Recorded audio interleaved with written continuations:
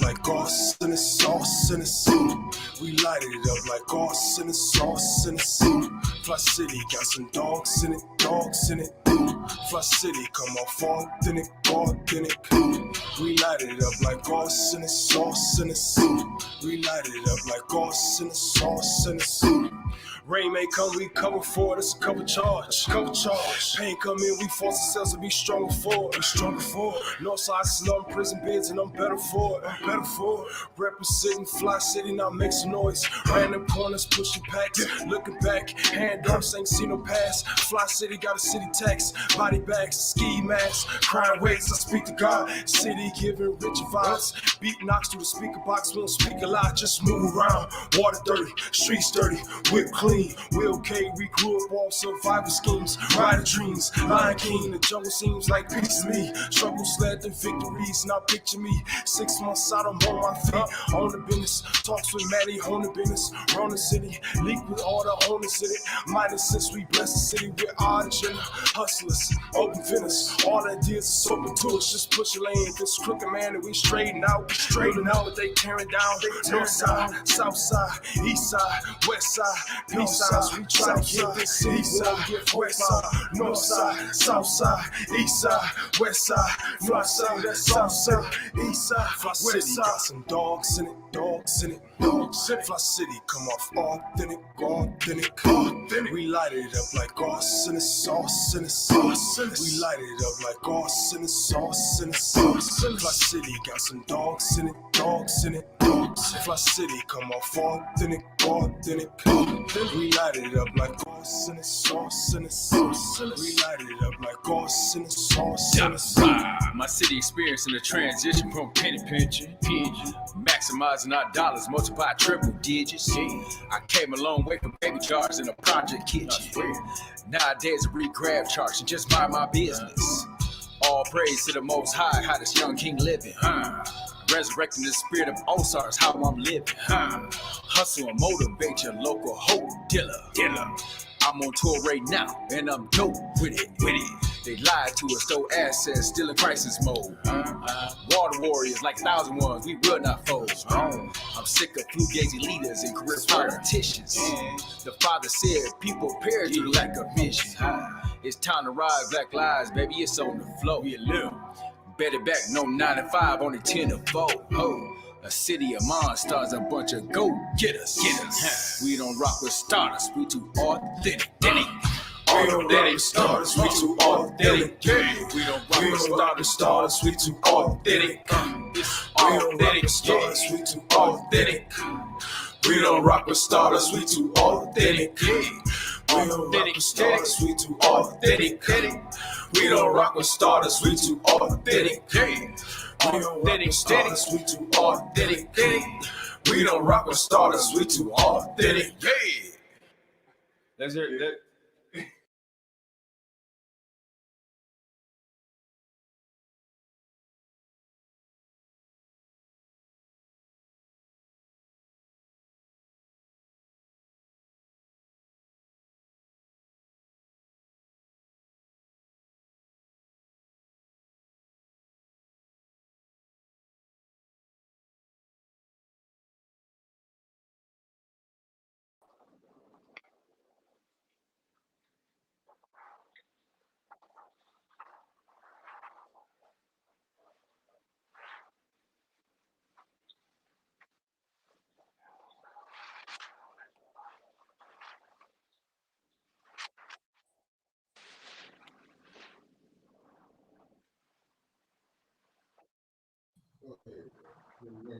Peace and blessings, everybody. Can you hear me?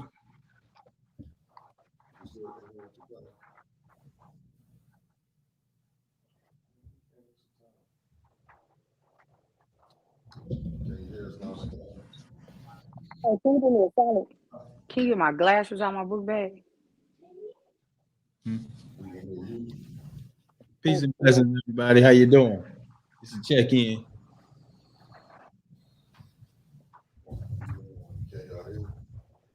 I can hear myself. That's what we on?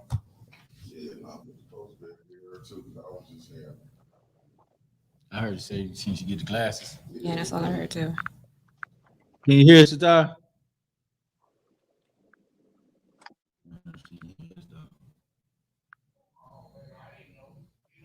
Can the audience hear us? Can you hear us, Rick? Can you hear us on here? You got to share it to me, right? Yup.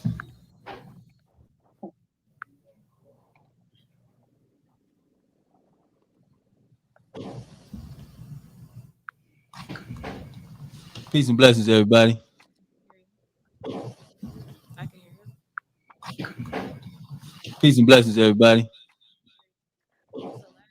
I can hear Peace and blessings, everybody. Yeah. Peace and blessings, everybody.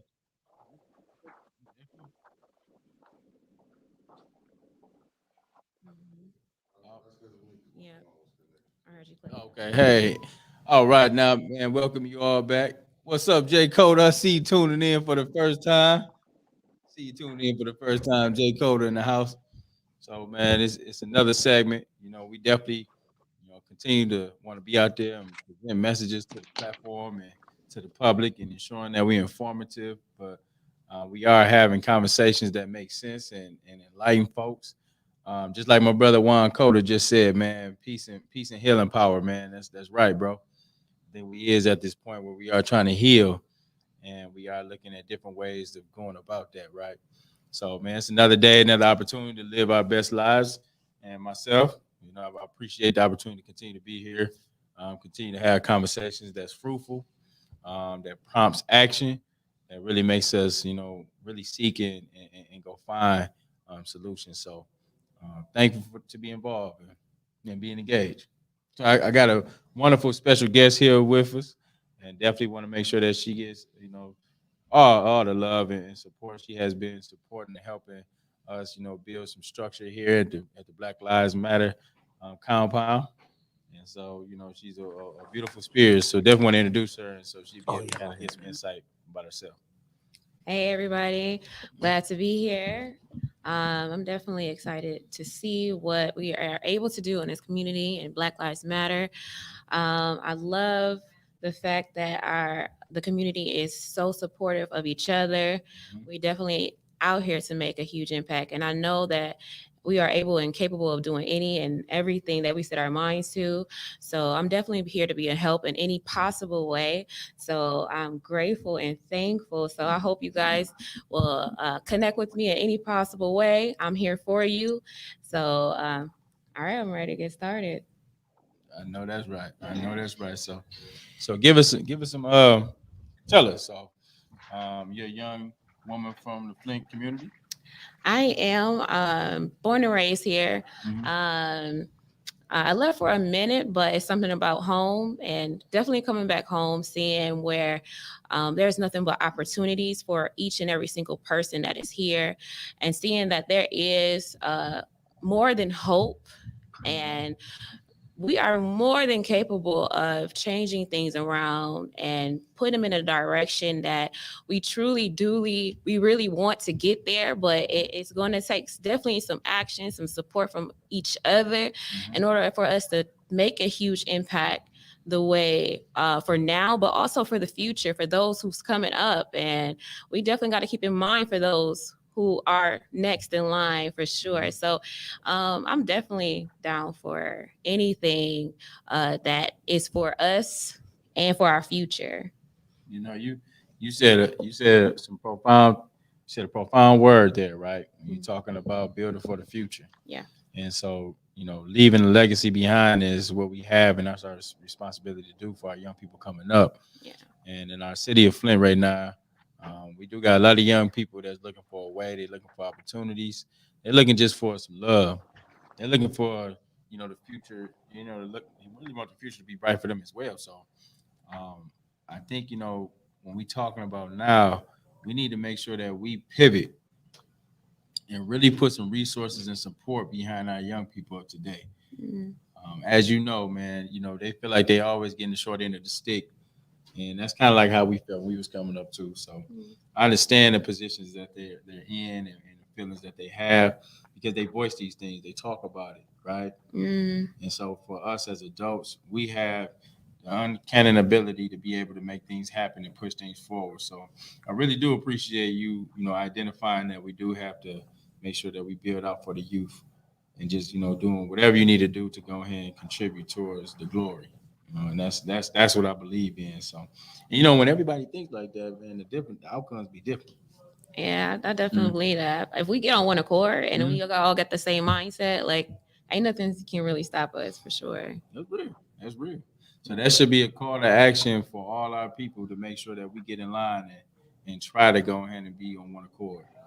And I know we had a conversation yesterday talking with some brothers, and we were just discussing about how relationships go, and and connecting with, you might have a female that you may like, you may have a male that you engage with, and the relationship went sour, and you had a child, and now the child is just out there and playing ping pong between the two, right? But it kind of shedded a lot of light on how we should value relationships, right? And how we can cultivate better dealings with one another. And even if you equate that to the political landscape here in Flint, like how can we, even if we on different ends of the spectrum, how can we put our egos, put our own personal feelings, all those different things that keeps us as a wedge against each other coming together? How can we put that to the side and really do for one another and really say we're going to give this a real opportunity, we're going to put some real work in, and we're going to see this all the way through? I really believe that it stems down to our original instincts for tribes. And I think with tribes, we was all on one accord about something. And there's a saying, it takes a village to raise a child. And if it takes a village to raise a child, that means that everybody has the same principles, morals, in line with each other. They don't go against their principle and go against their morals, regardless of how you feel. And if we can just agree on a couple of things, and it's all towards the mission and vision that we have, then man, ain't nothing can really stop. Like I said, it goes back to that one accord thing. Even I ever think about even my sister, they're divorced, but they co-parented so well together. And they raised their children together. And they always make sure that the children recognize that they have a strong foundation, not just with them, but also with our entire family. And so the children are constantly being engaged with the rest of the family. We all give to each other. One person we pass it around. So everybody don't really lack. Everybody always have. So I think we got to go back to some roots and really value those things and realize that we need to keep them in order to continue. That's so your sister is exemplifying what we should be, right? You know, as it relates to, best, co-parenting skills and trying to go ahead and make it make sense because the children don't want to hear all that nonsense. I think those things are valuable, right? And I appreciate even what they're doing and working together. Trust me, those kids, they pair out much better when they had that type of support and love in the house. Right? Yeah. What's up, brother Darius? We see you out there. Hey, Mick, is there somebody out there? Oh, Rich out there? He on the phone? Tell me, hey, he joining the conversation, right? When he's out here talking to someone, I'm gonna tell him too loud. You gonna bring him? Oh, okay. Yeah, man. What's up, brother Darius? Brother Darius, man. Big shout out, man. I know you out there, man. Then too, man. Let's give a shout out to Brother Roberts too. And Brother Roberts is, I know, Brother Roberts is, he's dealing with some health issues. So we want to keep him in our prayers and make sure that, we give him some love, send him a text or two. Just let him know that you're thinking about him. That's definitely a thing. Everybody is getting sick right now. I noticed that that's been a common thing. Folks is getting the COVID. Folks are just being, just a little ill, under the weather. You got the flu. It's a lot of stuff going on.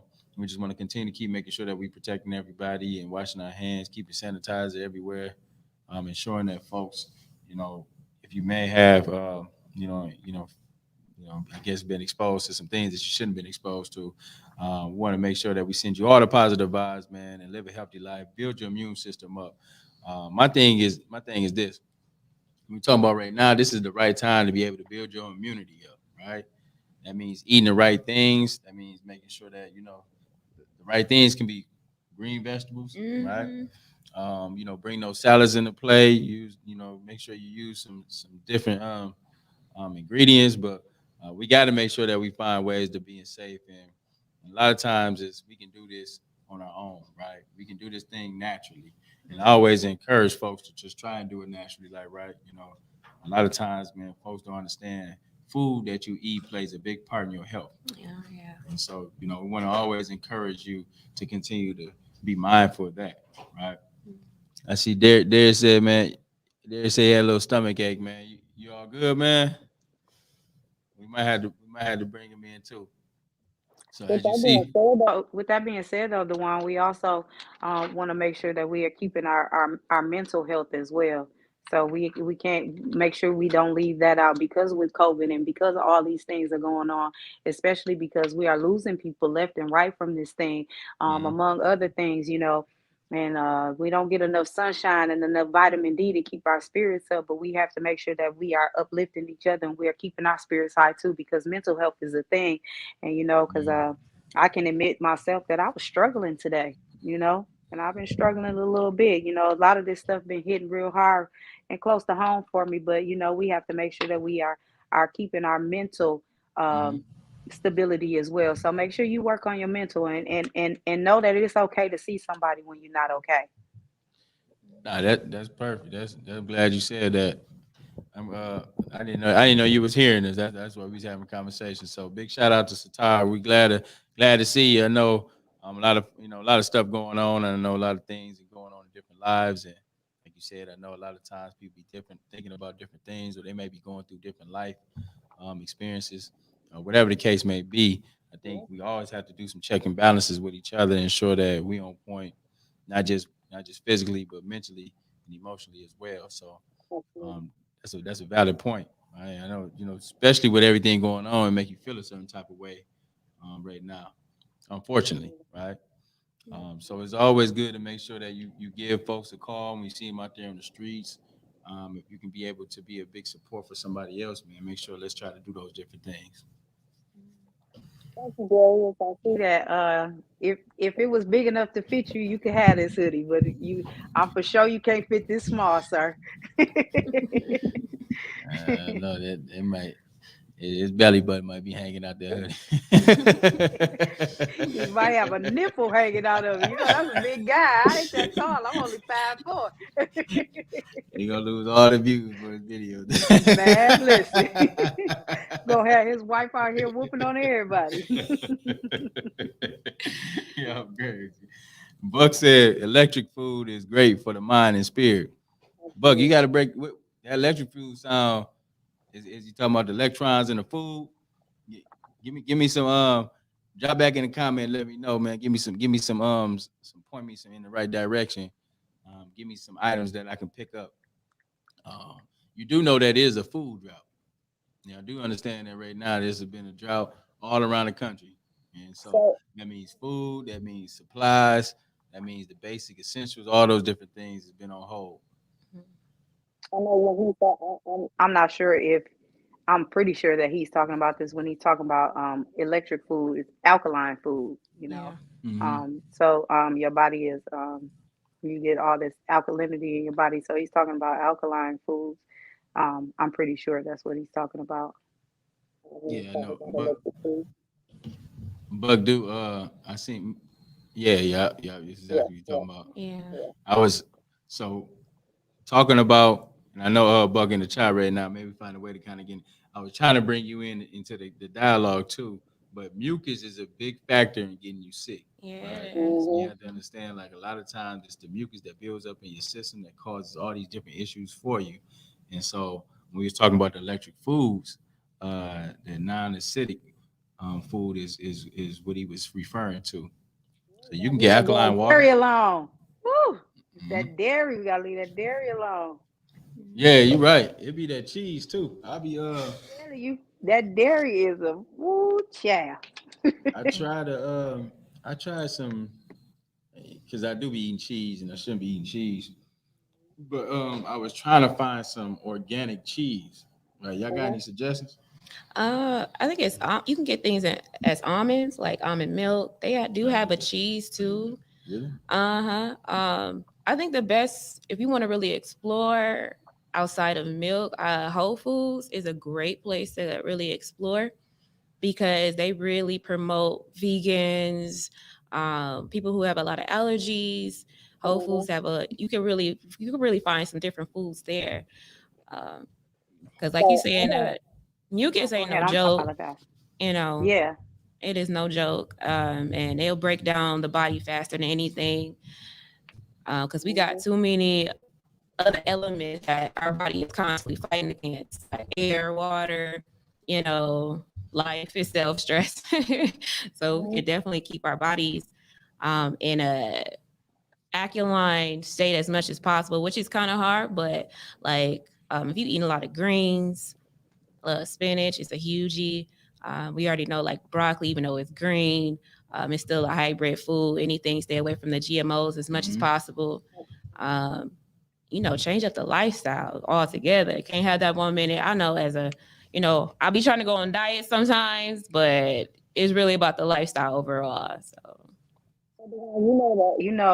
You seen me prior to how I am now and how I changed my lifestyle, and I don't do the dairy, like I don't do the cheese and that. So um I don't eat beef, I don't eat pork, That's good. I don't eat any dairy, I don't do that. And so when I do have milk, it's oat milk. I don't even do That's almond good. milk, I do oat milk.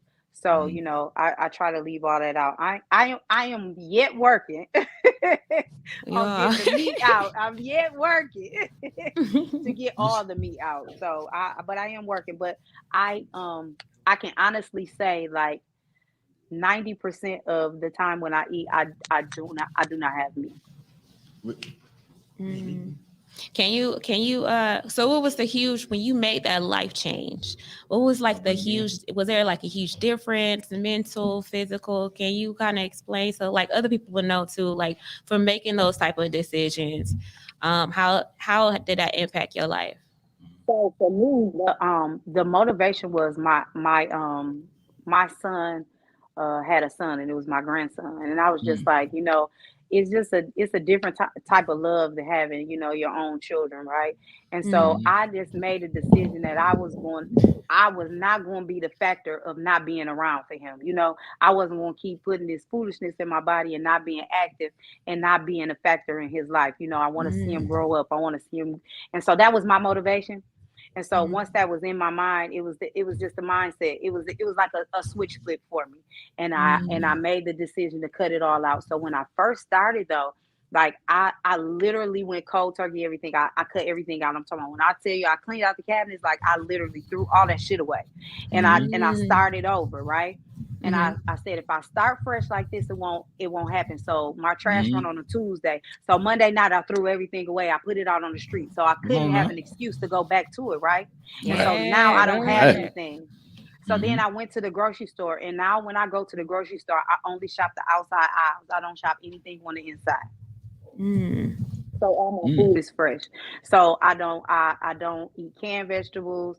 Every blue moon I might have something like in the freezer, like a frozen vegetable if push come to shove. But everything is always fresh, and we've always had a garden, so I'm used to Mhm. that. So it was just a mindset change, and then I just had to do it, right. I just had to move my feet. I Yeah. couldn't keep talking about it. I had been talking about it for forever, and I just stopped. So then it was I cut out the pork, I cut out the beef, Mhm. I cut out the cheese and the dairy. I cut out sugar. Like I totally had like no sugar. And it was Mhm. like Mm. um it was weird at first. But it wasn't hard because I had already made up in my mind that I was going to do it. Right. And I think that was the first step for me, is I made up my mind that I was Made up going to my do mind. it. Mhm. Yep. And so then I just I really went all gas, no brakes. Now I did start introducing some of that stuff back into my diet because I was really busy and I didn't do enough research for like recipes and stuff like that. But Mm-hmm. now I'm doing a lot better with that, and so now I'm slowly moving that stuff back out, right? Right. So, you know, it's just one of those things. And I'm a snacker, and I've always been a snacker. And Mm-hmm. so that now I can tell you that was the hardest thing for me because like one of my nicknames they call me snacks because I always got a freaking snack. I do. And so now you know I always got some chips or some pecans or something like I always have a snack, right? I am like damn snack. And so now my snack choices are different now. Like so now it's like maybe celery and Come almond on butter if now. I have it, you know, All or like some right. cashews Peanut or butter some and celery. almonds. Come on. Mm-hmm. Yeah. Come Yeah. through. Or, Come you know, through. like Yep. if I feel like I want something sweet, it's like dry cranberries or, Mm-hmm. you know, like banana chips because I like crunchy. Mm-hmm. So like stuff like that. That's good. And That's that was it. good. Yeah. Let's delve into that, right? That's a life choice. Yeah. So when you talk about changing the way that you eat, right? Changing the way that you live. I think sometimes we are encouraged by life circumstances, and you said when your grandson came into play, you want to be able to go ahead and connect and be there for him, of course. Watch him grow until he do these phenomenal things in life. So yeah, we got to make a choice, a conscious choice, right then and there, right? Absolutely. We can't wait until he gets 70. When he get that age, we're gonna switch it over then. Yeah, No, yeah, it was by that time I'd have been on my 600-pound life. Oh man. Ain't nobody got time for that. Who finna wheel me around? Nah, you ain't lying, man. I'm trying to tell you, and they be going fast. They be getting to it. Like I'm trying to keep up too. And so the thing is, like, it is like, you wanted to make sure you be there for him, and that he had the opportunity to connect and kick it with you. And like you ain't breathing all hard and tired and can't keep up. Nobody want to be in that position. So I think that I respect those things, and that was the same. And when I talk about life choices, I talk about like how I was eating. I stopped eating pork. Mhm. I still eat. I had made some lamb chops the other day, man. It was off the chain. I know that well. I'm a little jealous, damn it. I'm a little jealous. But I'm Yeah, gonna let man. that slide. Yeah, I'm trying to tell you, it was some good stuff. I marinated them right. I had all that right. Talk about it, sir. Come on now, you know what I'm saying? I've been trying to get my little seasonings down. I think it's I'm pinching here and pinching there, right? I'm using measuring cups. I'm getting to it. Got a little olive oil, my little brush. You gotta have a little tools. I had to have everything set up and everything right for me to go ahead and make it. Exquisite lamb Yeah. chop. I mean, go. yeah, but everything had to line up. So, but I have a pork in like 10 years, so I'm done with that. I'm gonna go back to that. Yeah. Huh? Lamb ain't pork. Lamb ain't pork. Nah, You simply had pork chops, what you said. nah, I ain't eat pork in like 10 years. Okay, what you say? Mickey trying to trip me up. Always, yeah, man. Mickey came in here with a bag of pork chops the other day. And them damn pork rinds. Ain't nobody. I seen them. He ain't fooling nobody, do I? He I'm telling you. try to offer that to the team, man. You know Y'all what might I'm eat this saying? stuff, man. I know it wasn't nothing but pork chops. No escape. He talking about he was over there with you sometimes. You Y'all know, I making was over there. I know he Pork lied. chops. It ain't even. Hey, listen. It ain't even no meat in my house right now. So I know he lied. I go open my refrigerator. He be like, spinach? What the hell? Ain't no meat in my house right now. It's toward the end of the month. I know you're going to grocery shop. Let me see it at the first. Let me see it then. I know. I done seen it. I was over. I saw them pork chops. I ain't say nothing though. Nigga, you ain't been nowhere, man. You better go, man.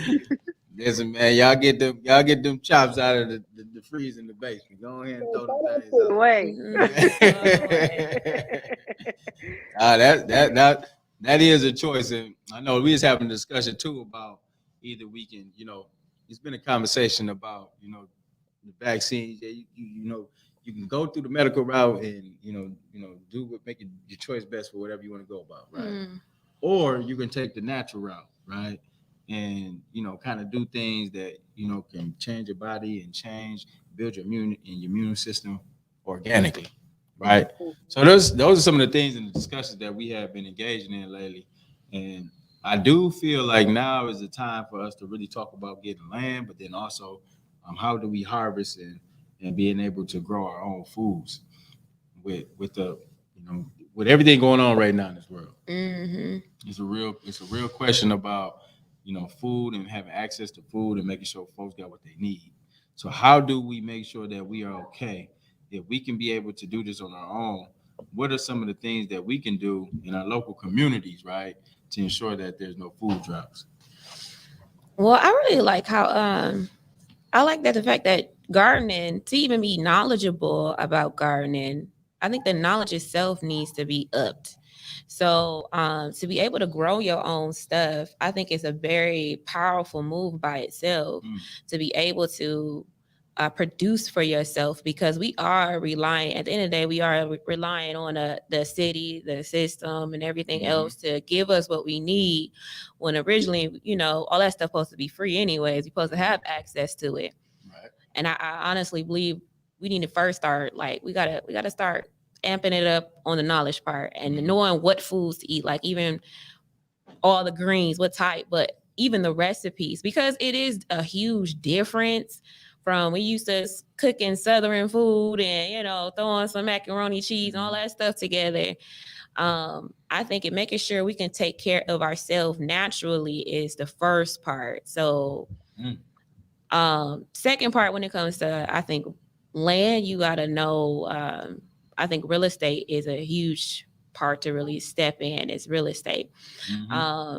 What it takes to own land and everything as far as paperwork and stuff. Because first of all, just owning something is not going to be that easy, especially if they see us, actually going out and possessing stuff. We want to make sure we're able to protect ourselves legally wise. So I think first of all, we gotta draw the resources we need in order to, protect ourselves, get it to, but also individually wise, our families, we got to be able to produce what we need for our, like, holistically overall. So that's my step. What do you think? I think we all need to just, turn over our backyards. Even if we can't go buy a whole bunch of land here, I think we need to turn over our backyards. I grew up my whole life with a garden in the backyard. Not the whole backyard, but part of it. My whole entire life, we never been allowed to garden. And half our backyard is a garden. Always has been. And then we have some other land where we have the bigger crops and the bigger, but there's never been a time where I couldn't go in the backyard and grab a cucumber or pick some greens or cabbage or onion or whatever. Is always been right there. And I think that, like, we should do that. And like, we don't have to have like a huge community garden if we don't have the land, but everybody can have one in their backyard, and then we can all come together and swap it out. Just like we did with cowrie shells. We can do that. That would be a huge help. That go back to like trading and, man, to be able to support each other just on that. That would be to be able to create a resource within ourselves, like with each other. Like, that's a huge game changer right there. Come on now. Yeah. When we talking about feeding ourselves, we talking about, taking care of ourselves, doing for ourselves. That's the type of line of thinking. And I just been kind of watching all these little different news segments and these stories and just stuff that's going on in the world, man. This world is just crazy. Like, if you think about everything right now and where we are, right, with all the viruses taking place, and then also with the shortages taking place, with the vows on population control, you got folks like, you got folks like, what's the guy's name? I'm drawing a blank on him. Bill Gates, buying all that land, that farmland out there, man, and looking to go ahead and produce something. They say he was the cause for COVID spreading even deeper. So it's like, it's some of these things that we do need to check into, some of these things that we need to be aware of and understand that this is going on around us. I just think that, man, you know what? I'm just looking at it like at a standpoint of, I guess, a mindset of doing for self. So everything has to kind of line up with that. And I was seeing Buck saying he was bouncing back from COVID too, man. I want to send you some positive vibes, and hopefully, you come back super strong. Let's get you in here on the show so you can kind of talk about some of the things that you were saying with the alkaline, electric foods. Mm-hmm. And then also, you got new music that we like to go ahead and definitely discuss and talk with you about. So, definitely, man, sending you positive vibes and hope you come, get over, as soon as possible. Uh, Absolutely. I had I had just actually kicked it myself, man. I said everybody had COVID. Yeah, COVID. Yeah, yeah. Yeah, Mickey just Mm. I do okay. that. I do it naturally. Yeah, nice. Okay. Yeah. Good, man. I'm trying to hold fast and not ever have it, y'all. Oh, I Mm. haven't. you I never have had it? no. That's good. That's good. They Yeah. said I'm like to the doing my point. best not to contract it. Right. Yeah. I think you're doing well there. 'Cause you probably know you. And despite that, like I have not since this whole thing have, dropped down on the earth and I have not been sick. I haven't gotten it. And I have worked. I've never not been off any of the time like everybody else. I've worked through this whole thing. So, it's a blessing. I'm grateful. I thank the creator every day that I have not been sick and had to go through it. But I'm praying peace and blessings to everybody that has it and is going through it, that they get through it. But I'm definitely grateful that I have not had the opportunity to say that I've had it. So I thank God that I haven't. Yeah. Come on now. God. Come on now. That's definitely. 'Cause I didn't think COVID. I was coming strong, but I had contracted COVID, and I'm telling you, it took me down for about 2 weeks. Right. This was at the end of last year, and I was just trying to go ahead and press you. I was really messed up. I'm not even gonna hold you. I was beat down, and then on top of that, I had an oral surgery, so I was just like not feeling good at Oh all, man. and didn't even want to come out and didn't want to put in no work or nothing. So, but and that was like that for about a week. But then after that, I think you started like I started taking those immunity pills, drinking a lot of orange juice. I was drinking a green monster. Just kind of really making sure that I kind of did anything that I could to kind of just build it back up, and I kind of came back strong. And so I just want to continue to prep myself and continue to protect myself and strengthen myself um, during this season right here. You got about 2-3 more months to be able to get it right and continue to do things that's gonna help you until we reach that warmer weather. Yeah. And I think the same thing happened to me when I got COVID. I was down. Taste went away, smell went away. That was crazy. I'm like, I really like life without your senses is crazy. And I think afterwards, I think the 2 weeks, I stayed in the house for 2 weeks. I think it was like 10 days. It kind of went away. I gained my senses back like after the 8th day. But I wasn't the same. Like my drive wasn't the same anymore. Like I really had to push myself. Same thing. I had to do a lot of oranges, a lot of greens. And maybe it did remind me because I wasn't eating the same way I was before. And so like before I had went without eating meat and stuff for a while. And so I went back to it, especially when I came back here. And so like it let me know, like, first of all, we're gonna have to stick to not eating certain things anymore. Right. Because there's stuff out here trying to take you out. So I became a little bit more conscious about, even me taking teas and stuff in the morning. But I know for sure, like everybody's symptoms are a little bit different. And then it impact them totally different, especially ones that have underlying issues. Like I never really had any type of health issues whatsoever. I'm pretty healthy overall. But like those who had like blood pressure issues, like little different things, it impact them pretty hard. And afterwards, I think even with my mom, like she got back into taking certain supplements and boosting her immune system every single day. Because I've noticed every 12 years or something, there's always something crazy that's tend to happen health wise, like dealing with any type of diseases. It's like a history that if you kind of go back, you can kind of see it.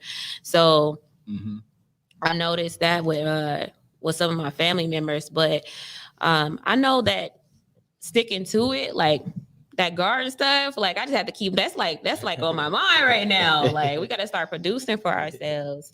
But the COVID-19, no joke, but I really see a huge turnaround. Like I think before it was it affected more of the adults and older people, and it seemed like to catch around with the children. You know, I see that kind of cycling out. But definitely we keep in mind, be mindful every single day that we'll be able to get through it for sure. Bounce back stronger for sure, and you know, stick with it. Like commitment is you gotta stick with it. I think that's what me like with the whole food thing. But yeah. I think this is definitely helping me. I tell you what, let me ask y'all too, since y'all know to work y'all way around the kitchen, right? Okay. So what, you know, like I was trying to, you know, I've been making my little lamb, not pork, but lamb. Mm-hmm. Yeah, give me some pointers. Like, how can a brother, you know what I'm saying, continue to go ahead and be able to make sure that his food tastes good, I guess. Make sure his food tastes good. Yeah, give me some to seasoning. experiment with spices because your taste buds are your taste buds, right? You know the type of things that you like. Like I'm a spicy food eater, and I'm a heavy seasoner. I'm not a heavy salter, but I'm a heavy seasoner because I like robust flavor, right? So I play around with stuff all the time. So like coriander seed and turmeric and turmeric, I got that one. And cumin. Those are like some of my favorite things to put on stuff, right? What about cumin? Cumin. Yeah. Mm-hmm. See, I'm trying. I use that. Like I said, coriander seed. Turmeric is one that I use a lot. Like you know, and just your garlic and those little basic things. But just play around with spices. Just buy a bunch of them. Put them together. Start and make a blend. Like if you start putting stuff together, write it down. Yeah. Right. Write it down. And if that blend works for you, then you keep it. And then you can buy little bottles and you can mix that blend yourself and say, oh, this is the blend I want to put on my fish. This is the blend I want to put on my vegetables. I have a lot of blends like that. Just playing with stuff. It's really all about just playing around with it, Dewan, honestly, and to your own taste and your own liking, because what's for you is for you. So just because I like spicy food doesn't mean that you like it spicy, right? And just because, and some people like a more bland flavor than me, than like it real robust. My family from the South, my grandmother on my father's side, Louisiana. That's a lot of flavor. So, you know, I'm used to like big bursts of flavor. And I don't use a lot of salt, but I do use a lot of seasoning. So, you know, it's just one of those things. I just think you should play around with it. No, you absolutely right. I didn't, you know, I guess, you know, I was oblivious to you know, how you can kind of put those blends together. You know, I would, you know, kind of keep with the basics with the salt and the pepper, maybe some Lorry's, right? But man, I'm trying to expand, right? I got to, you know what I'm saying, taste some different stuff. And like, you know, I went to the grocery store and I got a bunch of that the cumin that you were saying, and the turmerics and the sage and some other ones too. But you know, I was gonna play with them as well.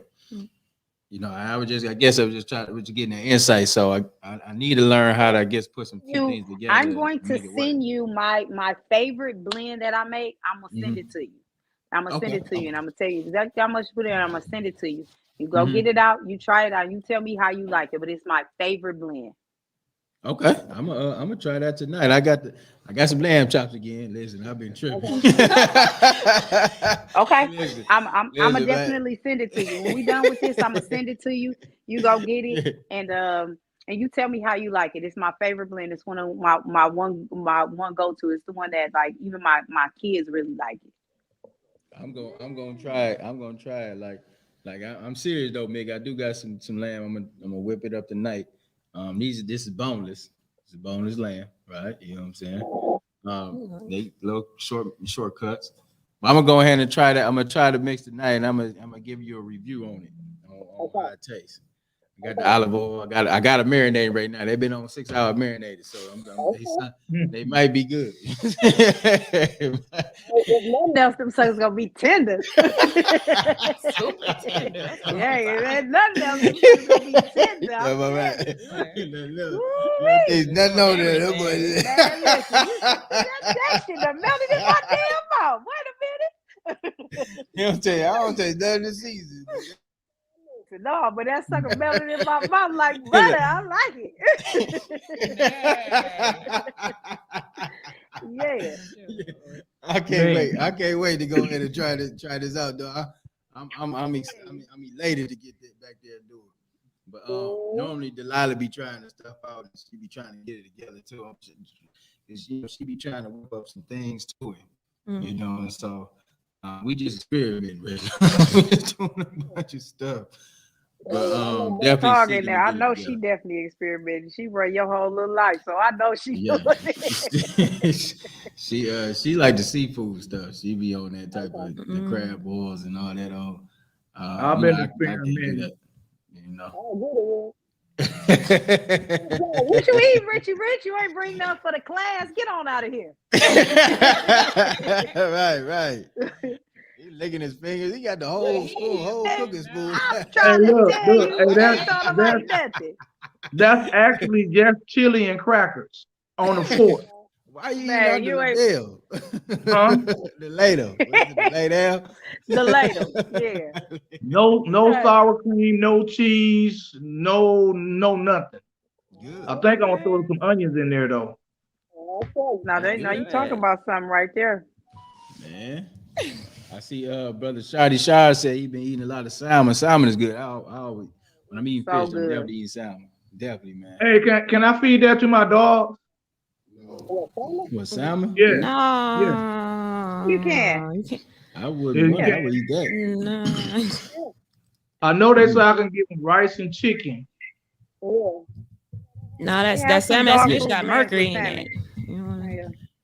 I just learned today that well, I ain't learned today, but I was informed that dogs get diabetes, and I got and my dog will always be around me, and I try not to give him the food that I be eating, but he always find a way to get it right.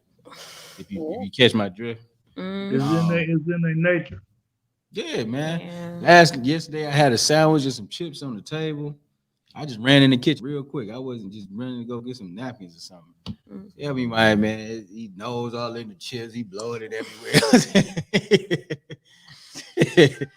It was just I was really looking forward to that sandwich too. He got the blood. I did. He sneezed over there. Some of this sandwich, man. You gonna let me bite this. I remember the first time Teddy ate my potato chips. Cause I just always would leave my chips and stuff around, and he would never eat them. Yeah, I never gave him one and anything. I ain't know somebody else that gave him their chips. So I'm looking forward. I done made a mistake and just put the chips on the bed, left the drink in the refrigerator. So I go back to get the drink, ready to dig in with the potato chips. They all gone, and I was like, I know I put they all gone. Now you in there. You hydrated, but you hungry. If I knew that Teddy liked the potato chips, I would have put him on the dresser. He can't get on the dresser. He can get on the bed. He can get on the bed with ease. No, actually, man. I think you experimenting too, man. Look at us, man. We all living and learning. Where would we be without y'all ladies, man? Because our food would have been just tasting the same, everything. Fish. Well, Dewan, a little bit of season you came from your parents' kitchens. Come on now, always. So that's all I'm doing. Hey, look, my grandma said it almost exactly like Sitara. I said, I'm used to like ounces and kilograms. I done went to school and all this, and she said, "You pinch." I'm like, what? Yeah. Twinkle. You gotta get your pinch game up. Measurements. Right. Don't just be dumping stuff all around. Yeah, real like.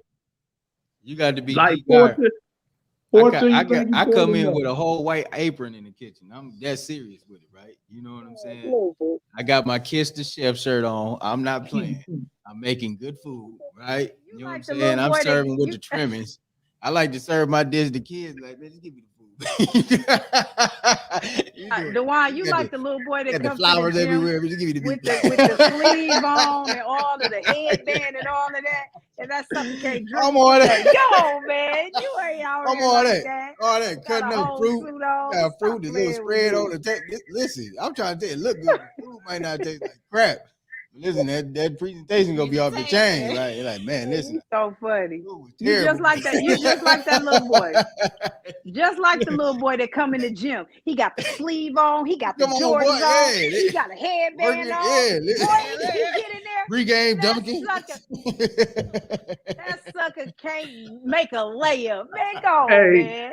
dressed to be the first Yeah. round I'm draft trying choice. to tell Yeah, you. 2 Oh, headbands my on, goodness right? gracious. Y'all got to look down for real. Like, I man, got him. like a ball. I ain't seen him pick up a ball. Can't dribble out for there, that. Man, out there in the go. layup Only line dribble going he doing crazy. is that spit coming out his mouth. Man, go, man. Don't even get in the game.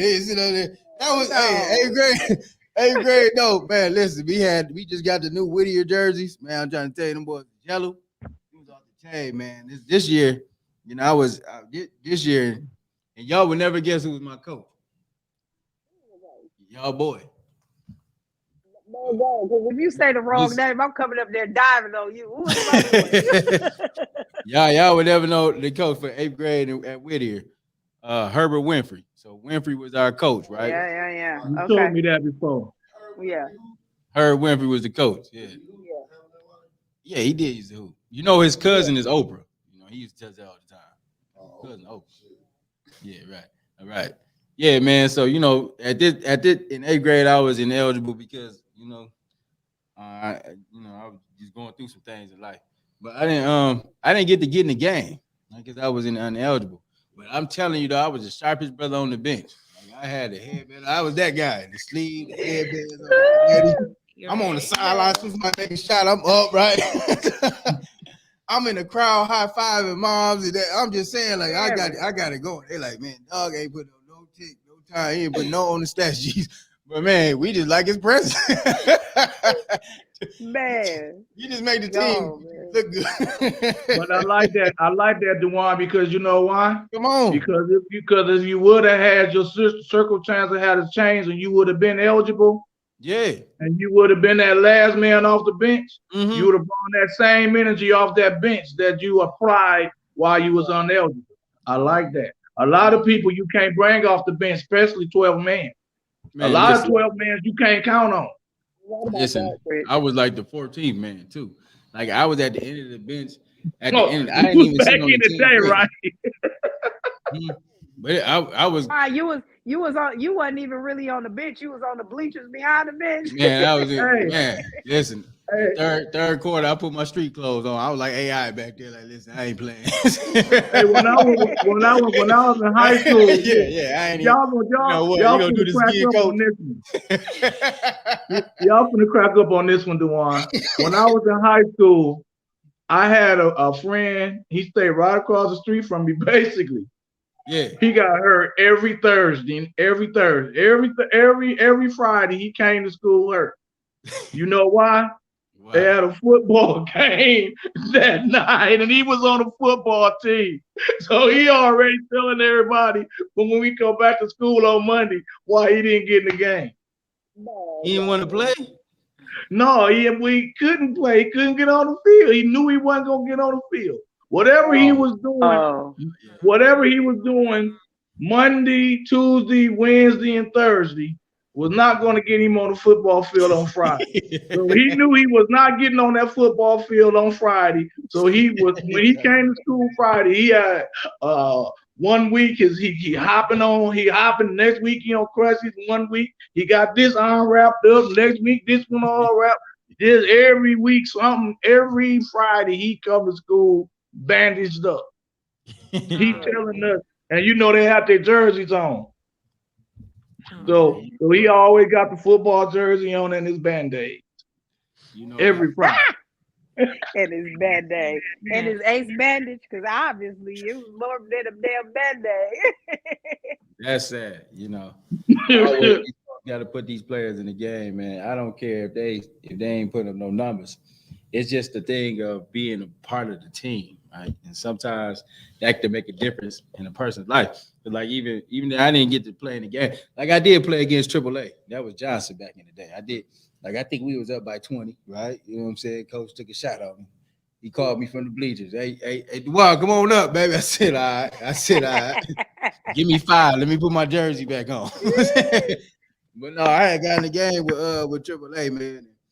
And I think I scored my first points of the season with Johnson. But it was just a thing, and I knew that I was ineligible. I knew that, and I came in at the end of the year. I became eligible, and so sometimes it was just being a part of it. You know what I'm saying? Not being able to play, but just taking the bus rides with the team, just being engaged, right? Running the plays in practice, adding some type of any type of support, grabbing the balls, right? Getting everybody on the. It's those type of things, the camaraderie that comes with it, right? So I really appreciated that, and that's what the team allowed that to happen. What I like about that, Dewan, and you know what, and it's really just been your character, because it's still your character right now. That even though you couldn't play, you were part of the team, and even though you couldn't play, you still were with the team. Like you didn't give up on your team, and you were still there. And that says a lot about a person, because if you don't, I remember saying people saying that, when we were younger, and I remember my dad before he passed. Now, I always been in sports and playing sports. I remember he told me one time, our first loss we took, he said, if you don't know how to lose, you don't know how to win. And if you can't be with your team, when you up and when you down, you're not really a part of the team. So, those are the things I remember hearing. But those are things that that shows your character, and still part of your character right now to this day, like even if you're not winning or you losing, you don't ever give up on the team. The team is the team. So, that's real stand up for you. Even back then, even when you was being a little hell, you still had a little chest. That's true. Because it gave me some sense of belonging, especially in middle school, right? You know what I'm saying? All your homeboys on the team. If you ain't on the team, you ain't about nothing, right? That's just how it was. And so just to still have my name on the list, I think, but just being engaged, that did make a difference. And then I guess it gave you something to strive for, because you do want to play. Right? You know what I'm saying? That's what I was gonna add in as a coach, as a player of all positions that Dewan was talking about, from the starter to somebody on the team that ain't getting in the game. I done played I 6-man. You know what I'm saying? I done played all the roles, and I also have coached basketball. But my number one thing in my head is a player would rather play and lose by 50 than sit on the bench and win the championship. Yeah. I agree with that. And so I keep that, especially as a coach, because everybody want to play. So I say, shit, I want to win. So I teach everybody to play defense. And I put it in everybody's mind that as soon as I stop playing defense, coach is going to put somebody in the game that's going to play defense.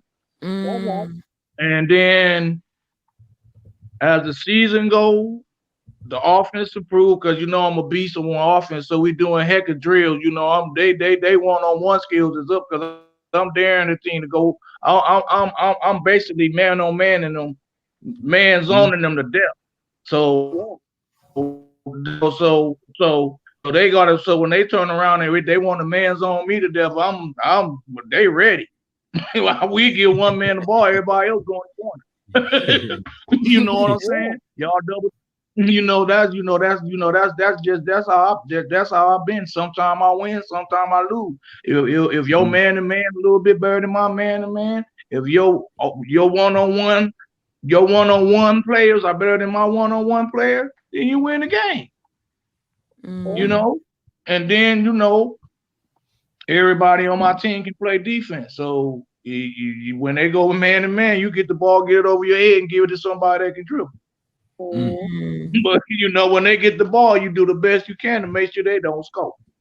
Yeah. And as long as you got 5 people playing defense, you win the game. Right. Mm. So let's dive in. Where we at locally? We got any updates? Oh man, I just left the courtroom today. You left the courtroom. What's going on? Yeah, the water crisis trial. Man, Okay. they actually tried the defense actually tried to get the Wells case thrown out. They tried to get the what? Yeah, the EPA lady, the one that they trying is innocent. She trying to say she innocent, like she ain't know nothing when she over everybody that's accused of doing something wrong in this situation. The EPA. Yeah. What's the lady name? She got a advancement at the job also. Eden Wells or something. And so the new director at the EPA? Dr. No, Wells. this Dr. water Wells? crisis trial. Yeah, you Dr. had Wells? Rich Bear sitting in the audience in there. Yeah, this the water crisis trial. This is the stuff that leading to Rich Bear and others facing charges. So This one thing I can say, we got one shot at justice, and that's through these hearings. Even though Snyder is facing a misdemeanor, $1,000 fine. I just got to say too, man.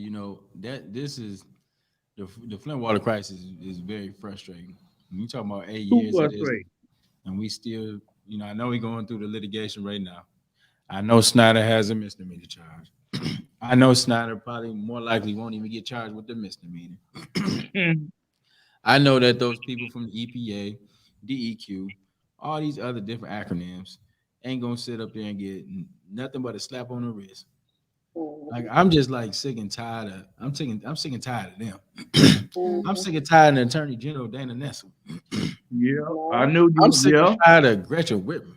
Man, I'm sick and tired of all these fake Democrats that sit up here and run around here laughing in your face, and they only put the D behind their name because they can't get elected as a Republican. I'm just tired of this stuff. Like, man, like, come on now. We have to really say, like, man, does this make sense? I'm tired of the judge that's proceeding over the case. Who is the judge proceeding over the case? In this court, it was Kelly. I'm tired of Kelly. Elizabeth A. Kelly. I'm tired of Elizabeth Kelly. I'm tired of Dane Wallen. I'm tired of Richard Bear. I'm sick and tired. I'm just tired. I don't know about y'all, but this is just the same. sick and tired of being tired. Yeah. 8 years and counting, brother. It's that same dog and pony show that we be having. Don't y'all feel like this the same horse and pony show we go through all the time? It is.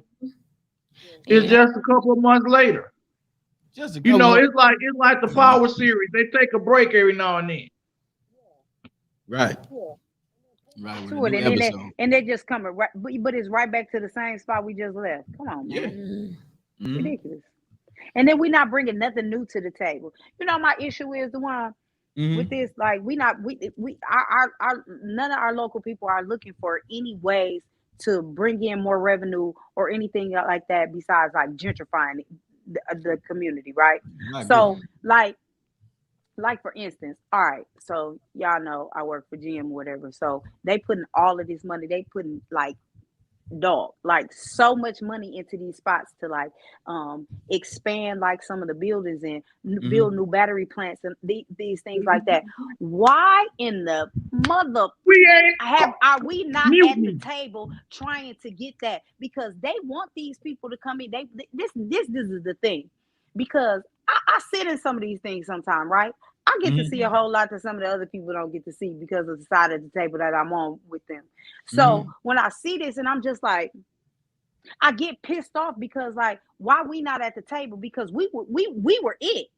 Like Flint was it. This is where it was at. So why we not trying to get that back? Because all they want is just a little tax break. Well, hell, we in such a deficit right now. What's the problem with giving them a little tax break in order to bring 1,400 or 2,300 or more jobs to here?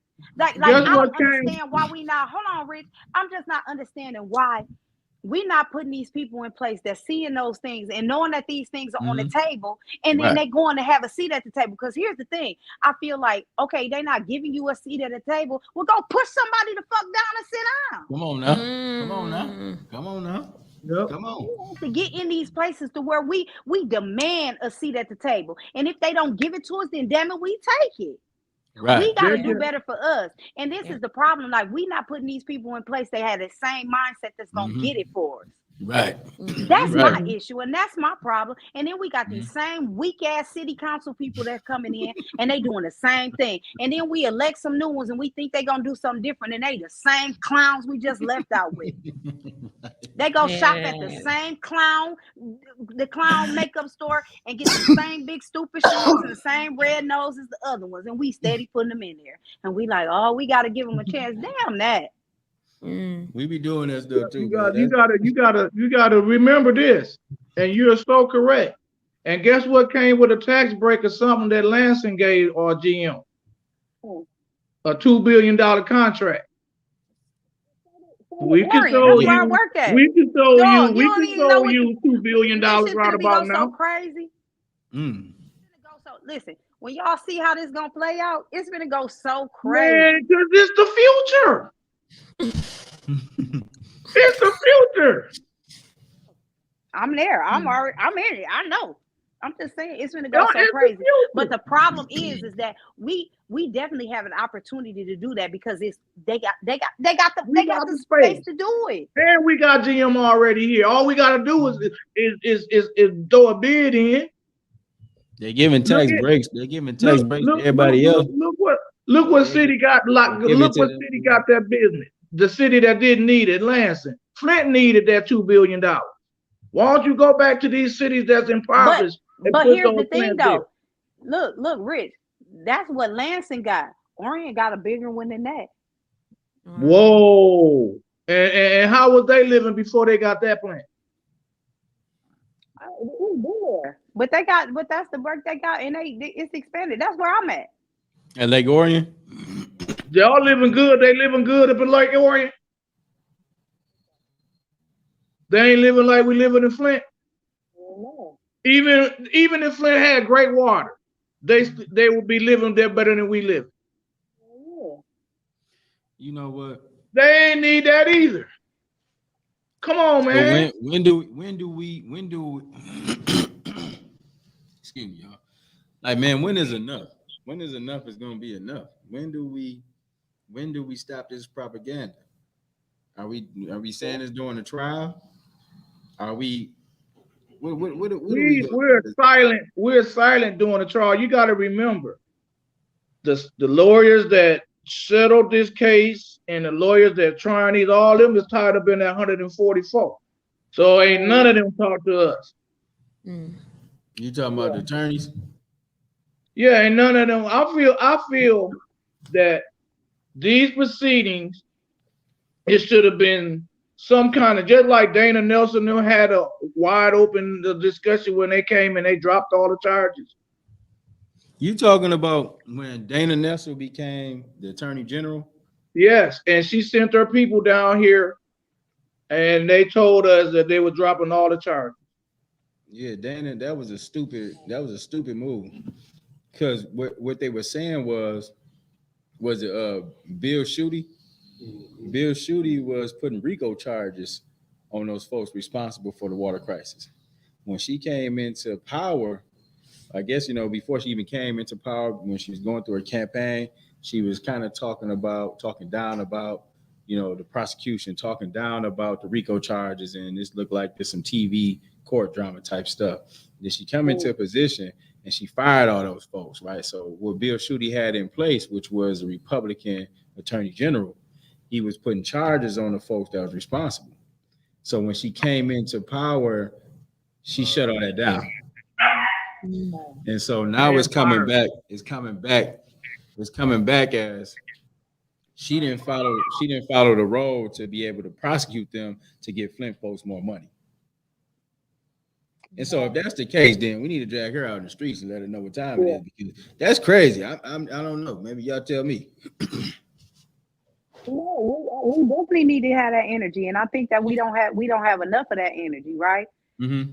I think that that's the thing. We don't have enough, but I feel like Man, people, and I asked that question before. Remember, I know you remember me saying this all yeah, the too. time. I'm Like, gonna call what right is it back. going to take? What is it going to take for us to say enough is enough? Like, I'm Mm-hmm. not understanding why 8 years of dirty water is not enough. Like the I first year, agree. like the first 2 months. Like, I'm Right. not understanding why the first Yeah. the first the first First 30 few days days. wasn't Like, enough. yeah, You know what I'm yeah. saying? Because once it got to the point where it was a week, and then when it got to 30 days, we should have shut shit down. Mm-hmm. Yeah.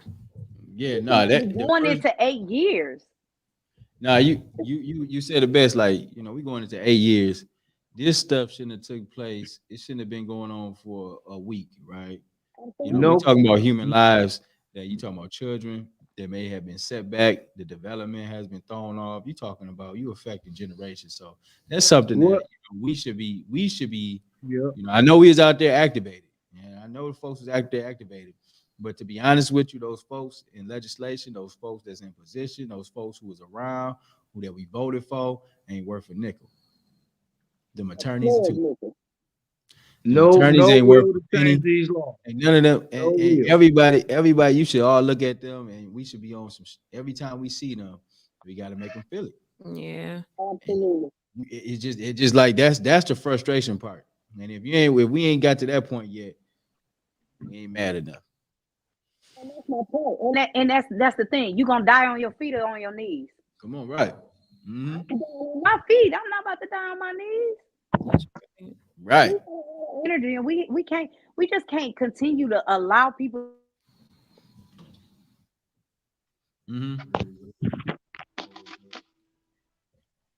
Yeah.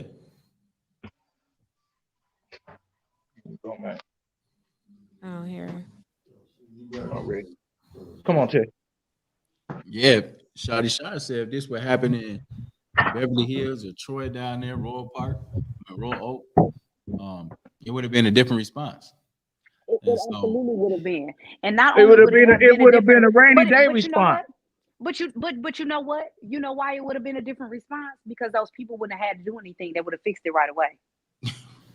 so, It would but have been a that's rainy the day difference. response. Why They we would don't have have used the that rainy same? day fund. Why we don't They have? would have used the rainy day fund for them. Why we don't have that same diligency when it's communities of color, right? Absolutely, we should. And then when we electing people that look like us, why aren't they holding folks in those sectors accountable? I mean, like when we elect folks that come from the city and that know about this community, why don't they step and be strong about representing and making sure Flint don't get undercut? You know what I'm saying? Because we've been undercut for a long time. Absolutely, yeah. You see what I'm saying? Yeah. So those The things is silence of our friends. those things still bad for me, but they'll go down to Benton Harbor and try to help them with the water crisis. You ain't even help your own folks out. How you down there talking to Benton Harbor about this is the way that should be done, or how can you assist them, and you haven't even made the Flint residents whole? Absolutely. I just don't understand. I don't be understanding that stuff.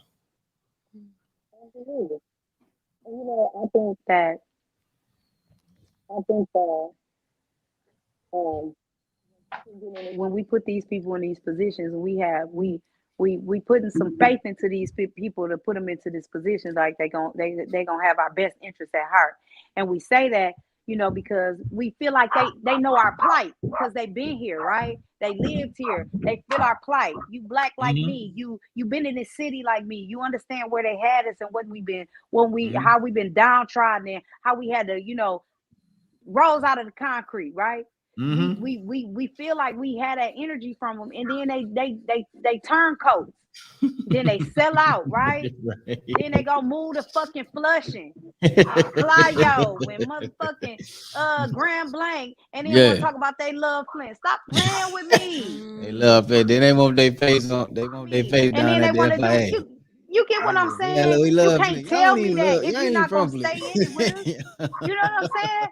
But I'm just saying, like, but then you know what? I wouldn't even be tripping if they moved out there if they really had to fight for Flint like they do. Like you move out, but you not a fight move too. You don't have to fight no more. See, I wouldn't even be tripping about you moving to a different city, you know, like a better city or one of them gentrified little cities that you like to go to. If you were still Right. in the fight, if you were still fighting like Right. you did when you was trying to get the hell up out of here. You know what I'm saying? I wouldn't even have nothing to say. I'd be like, shit, can I come over? You know, let's bring me over for some lamb chops. I'm just Yeah, I wouldn't saying, go over there but for you're no not lamb chop. I'm fighting. going But you're not down there fighting. You on don't have that North Avenue same for lamb fight. chop. Right. You don't have that same fight no more. And that's the problem, Dewan. I don't like that. I don't like Yeah, that at no, boys all. get too comfortable. You know, pants get a little too tight. You know what I'm saying? Fade a little deeper. And You know then what I'm they saying? get a little too white. Pants get Everything. too tight and they get a little too white. Yeah, that's what happens. Yeah, They get it's a washed weed right out. exactly. So Yeah. and I think it goes back to what you were saying though. Like, why is they doing that? And what to do afterwards? Like just how, like right now, like the whole community, everybody is on one accord on something. So what is it exactly that makes people want to just leave in the first place? Like, family, one thing about family is absolute. And when somebody feel like family, then you will ride or die for family, period. So, but the thing is, I think when it comes down to principles and things of that nature, like when we become supporters of one another, when somebody else, like a teammate, when one person win, we all win. That's right. So what's so good that people have to feel like, okay, I got this over here now, so I can step away. What's so good over there? Because even right now, like, you know, everybody, you know, even with the media, whatever, everybody trying to get their own at the end of the day. So I think after a while, I think we end up allowing these systems. We end up allowing what's good, end up using us in the end of the day.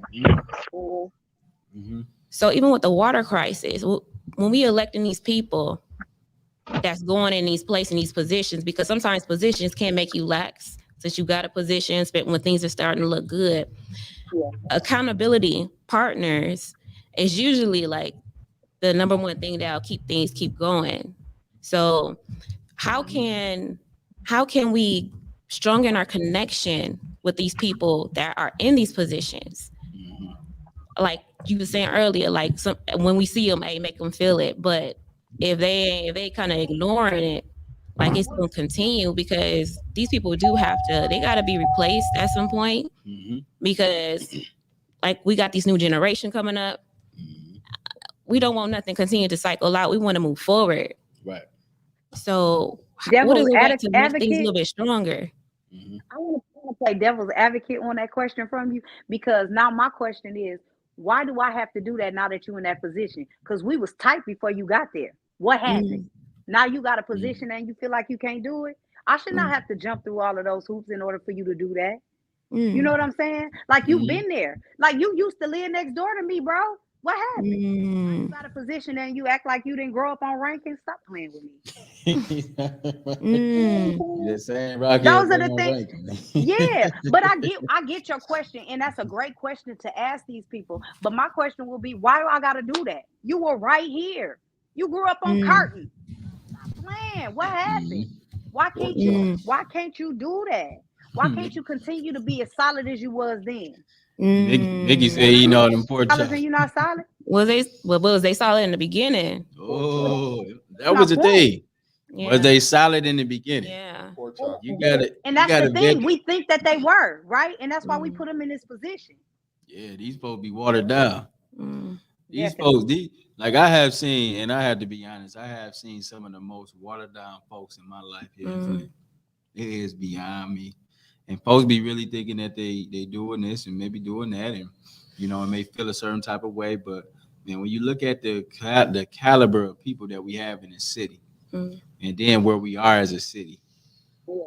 it's very discouraging. But then you can see why we in this position we in. These folks don't stand for nothing. You should have known that. I mean, I don't understand. Like I know these people. And like you said, if you know these people, if you know that they ain't solid from the gate, then if they get in position, why would you expect them to be anything different? Yeah. And so we got to be honest and truthworthy with ourselves. Say that we have a number of slime ball people here, right? We have a number of people who just want to get in position. They want to be downtown and having these conversations at the table. They want folks to see them. Hey, listen, I'm pushing paperwork. I can push a pen, or I'm in with the folks downtown, or I'm in doing this work that's where the money is, right? Or I'm about to buy me a house and build me a house out there on Flushing on the lake, or in Fenton off the lake. You got people that's mindset like that. They're not thinking of it as saying like, hey, listen, how can I come from the mud? How can I say, all right, listen, I understand that lifestyle, understand what's going on, I understand people the crips and the gripes of people in the inner community. How can we make these situations and circumstances better for folks? Because I know the circumstances, I know the dealings, I know the issues, and I can say, hey, I can put forth some solutions because I understand the problem. Instead of saying, nah, I understand, I came up from that. Listen, and I done moved on from that, right? Now I ain't gotta look back at that, right? And we doing different things. My circle is different, right? Catch up now. Y'all gotta catch up. Y'all don't what you waiting for, right? Like what? You know what I'm saying? You know what I'm saying? That's how I kind of be feeling. Folks be having folks getting, opportunity, they get out. But they don't never look back for everybody who looking at them, who is sitting at that same table where we all came up or we was trying to come up together. It's that frustration. And when I say that, and I want to be perfectly clear, when I be saying that about folks around here in the city of Flint, when I say stuff about something, I'm not coming off as no hater. I hope you don't think that I just be talking crap about people, because I don't. I got better things to do than sit up here and talk about somebody. Trust me. But the thing is, I'm disappointed with them. So when you hear me talking about Neely, it's because I be disappointed with him. And it ain't because I'm trying to hate on him or, trying to talk bad about another brother and represent Black lives at the same time. Black lives represent Black lives. So if that's a white person doing something wrong or a Black person doing something wrong against Black people, you're all on the other side, right? And that's what, standing true and standing strong for something means. So we don't want to get it misconstrued, but, I've had, you have conversations with people, you try to put those things out there, you try to have discussions to find out how we can kind of work things through. And sometimes people just don't care about that. And it ain't just Neely, right? You know what I'm saying? You got other folks around here, that be sitting up there in them offices, sitting up there at them foundations, sitting up there at them organizations, sitting up around in your face, because you may be something out in the community that they can connect with, but they don't have no connection beyond that. And it's just sad because we could be much more. Flint could be so much more. It should be. It should be so much more. And we have all the talent in here. Like, I don't put nothing beyond nothing. We got some supreme talent around here. Sometimes it's a matter of us getting together and following through on that talent, but then also being each other's success. So if you strong in these areas and these people are strong in these areas, and we can all come together and we can all be somewhat of a coalition and we moving like that, Flint wouldn't be in a situation where we getting peanuts from a water crisis when folks deliberately try to, by design, take us down, right? Mm-hmm. You talking about gentrification. Now you talking about the redistricting. You got to see these things from an element. We lost our population. We used to be super strong in this community, but we lost a lot of people. Now they trying to change the lines of the areas. Now they got secret meetings in the 7th Ward. You got to be watching these things, and it's a process. A plan is not always exposed on that day. So we make a plan today. We're not going to facilitate it that day. this plan has been in the making for the past 20, 30 years. Yeah. And it's just being carried out Yeah. by the same folks that, you know, we supposed to put our trust in and be representing us. Yeah. So that's what's up. And I can't, I be just acting out because I'm over that. Like, right? You know what I'm saying? That's there's no other way to sit up here and say, like, we ain't gonna condone this. We're not finna sit up here and sitting by and be silent. We're not finna act like, you know, we just dumb and destituted over here, like we don't know what the hell is going on. You are fucking crazy. No. And that's why, you know what I'm saying, when folks sit up there, sometimes people be scared to come to this community. Sometimes people be scared to even have you at the table because they know what type of energy you're gonna bring. Yeah. Some people don't want people at the table because they just don't want to they don't want to hear that stuff. They don't want to get cussed out. They don't want to. What's up, brothers? You all right? All is well, all is well.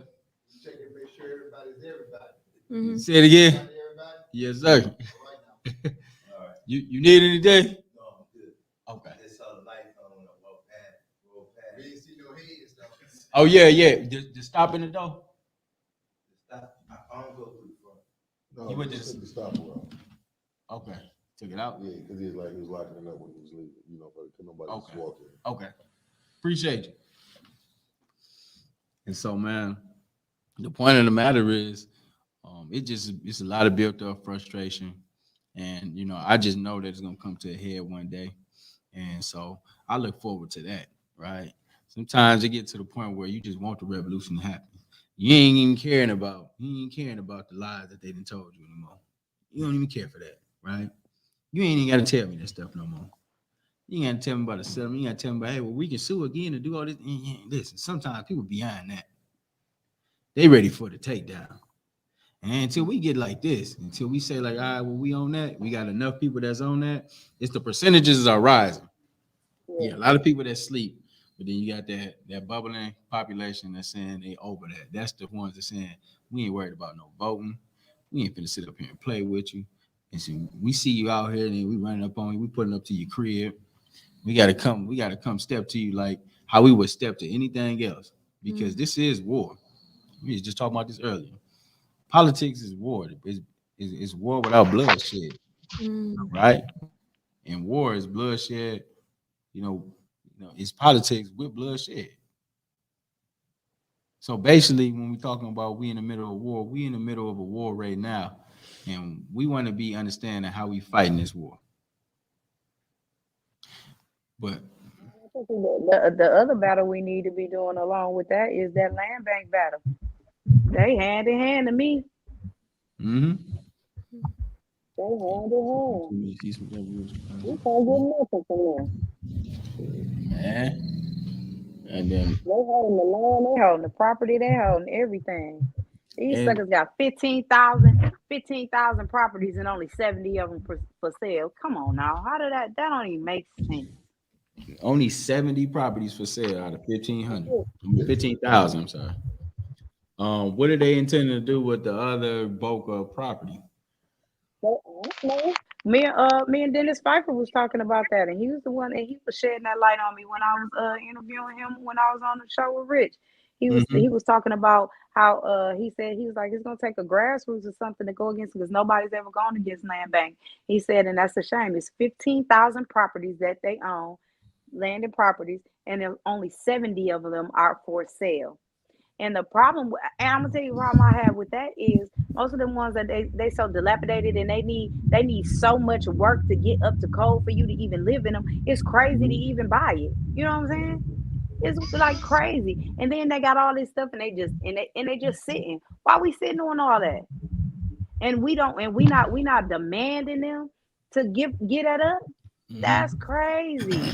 We need to be demanding that they give it up. We need to take our city back, including all that shit the land bank got. And y'all up there, y'all giving the best of the best to your people, right? And then you leaving the shit for everybody else. And then you won't even sell half of it. Over half of it. You won't even sell 96% of it. Because you got 70%. How does that math even work? Even that new math, that new stupid ass math the kids be doing don't equate to that. She talking about that new man. Yeah, you know that is so dope. So, what about those 600 properties that the city of Flint was supposed to acquire?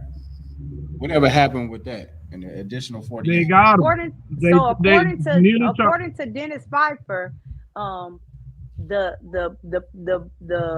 people that this was in bargaining with, that said, hey, you got X amount of time, you either do this or do that in order to get these properties.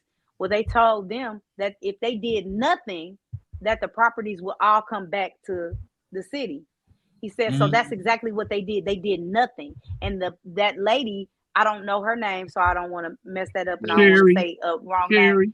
Deb Cherry. Yeah.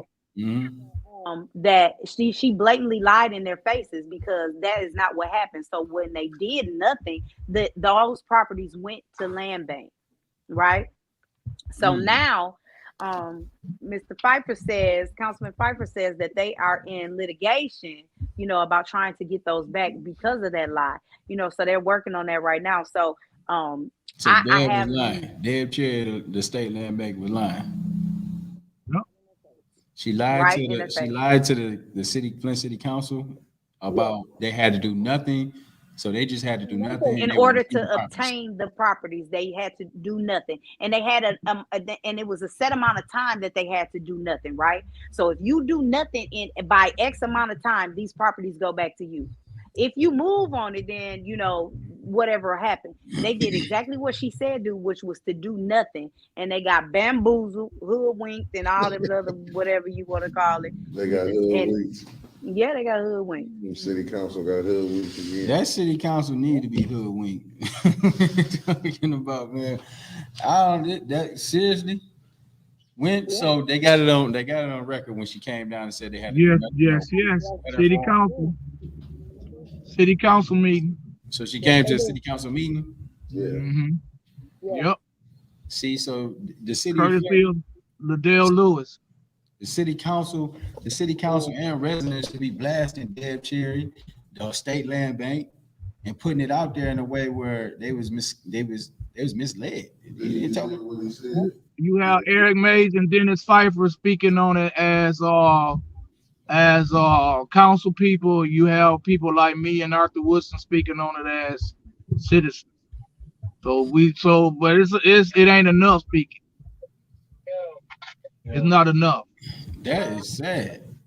That is sad. What is the other councilman? And it's more than me and Art, don't get me wrong. But I just they're all over, man, at the top of my head right now. But it ain't enough of us. With this litigation.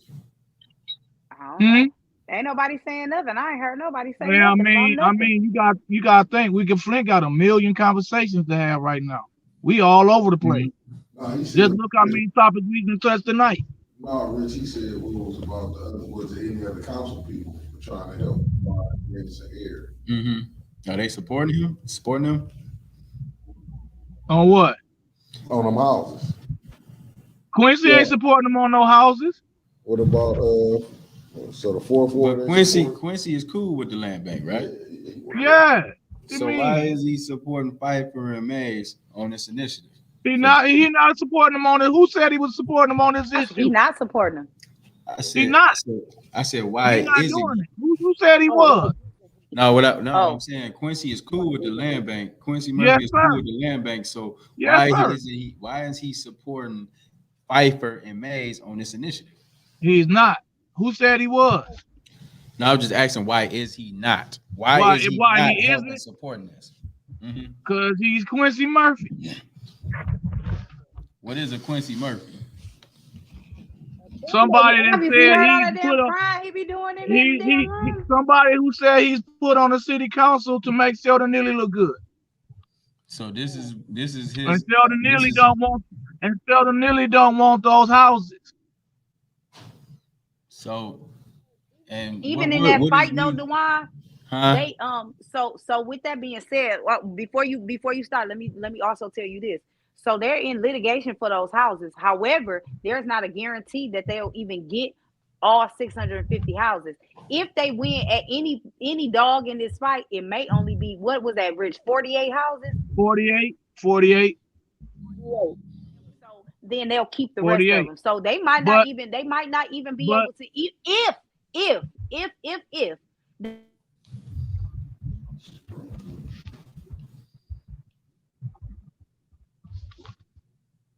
did we know them out? No, Shatara froze up. Oh, well, listen. If one good thing is coming out of this is that next year and the year after that and the year after that and the year after that, every house that goes into foreclosure will come to the city of Flint. Yeah, but Because we are if the setting the land step, bank already because that's owns how it was supposed 15,000 to of be them, anyway. it's That's supposed how it was in the supposed city to in the be city anyway. charter. In the city charter, the properties in Flint are supposed to go to the city of Flint, right? Yep, So when you talk about yep. the Genesee County Land Bank receiving those properties, the Genesee County, y'all just said, Genesee County Land Bank has 15,000 properties. So And they ain't supposed they to own have. a percentage of land in the city of Flint, but they're not doing the renovations for that land. They can barely cut the grass. Like I see some land bank properties over there, all around the city, but it used to be a clean and green program that was operated by the community residents who are managing those lots. The Now community you do more got high cleaning than them. grass stuff everywhere. So land bank is not doing a good job with managing those properties. So even if Flint gets properties, I guess you said next year and the year after that, we get the properties. But we need to go ahead and strike an understanding to give properties to folks who have plans from city residents, and not just properties, but commercial buildings. We want those commercial buildings too. We got stuff that we need to go ahead and be dealing. We got plans and action that we need to put in place. So meaning that we need to get that property and land that land bank got right now, Yep, not yep. not down the line. It seemed like a few council brothers, council people are working on it. Seems like some folks in the community. What we should do and what we need to do is put a concentrated effort at addressing the land bank for the discrepancy and how they're even giving out properties, but then also challenging them on the properties that they own currently in Flint.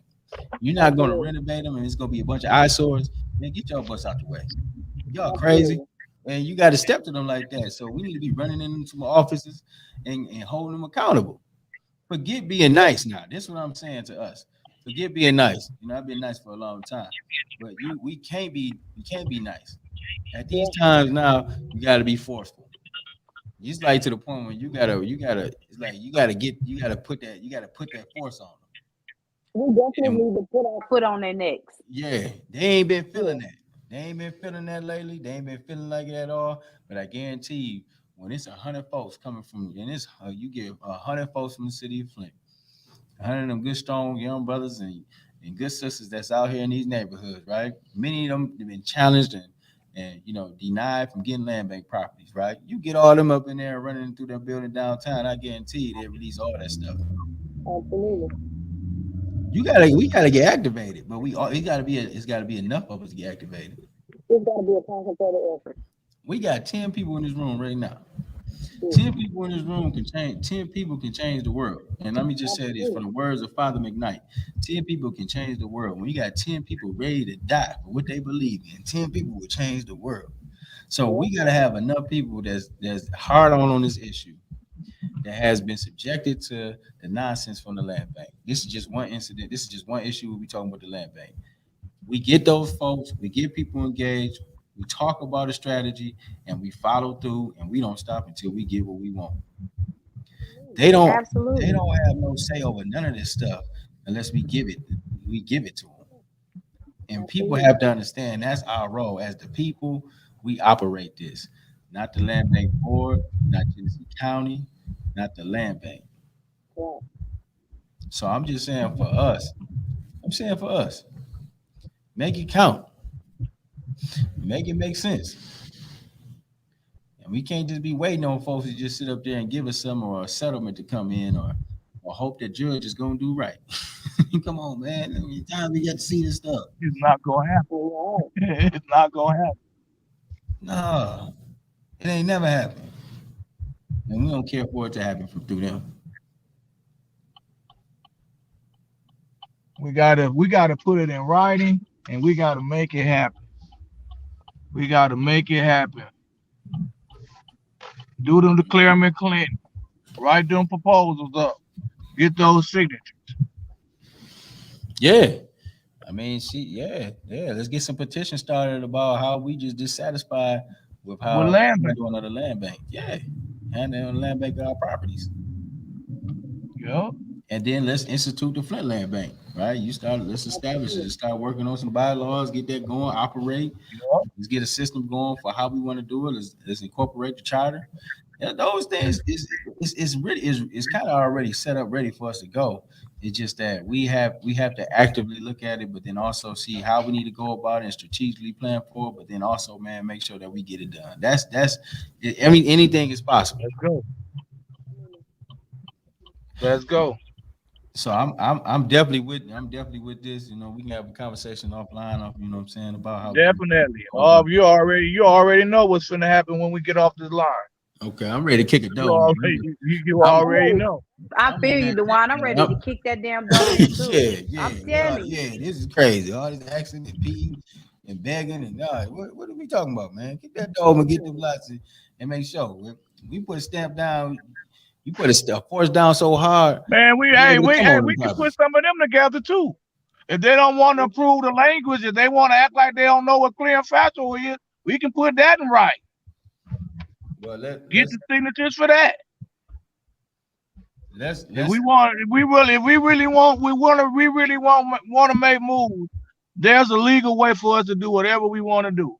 And it's time that we start doing it and showing these people, because I've been talking for a long time that one thing that I want to do is get 100 people that are registered to vote that live in the city of Flint that don't vote, and get them to vote and communicate with each other and start making demands and turn that group of 100 registered voters that don't vote to 1,000 registered voters that don't vote.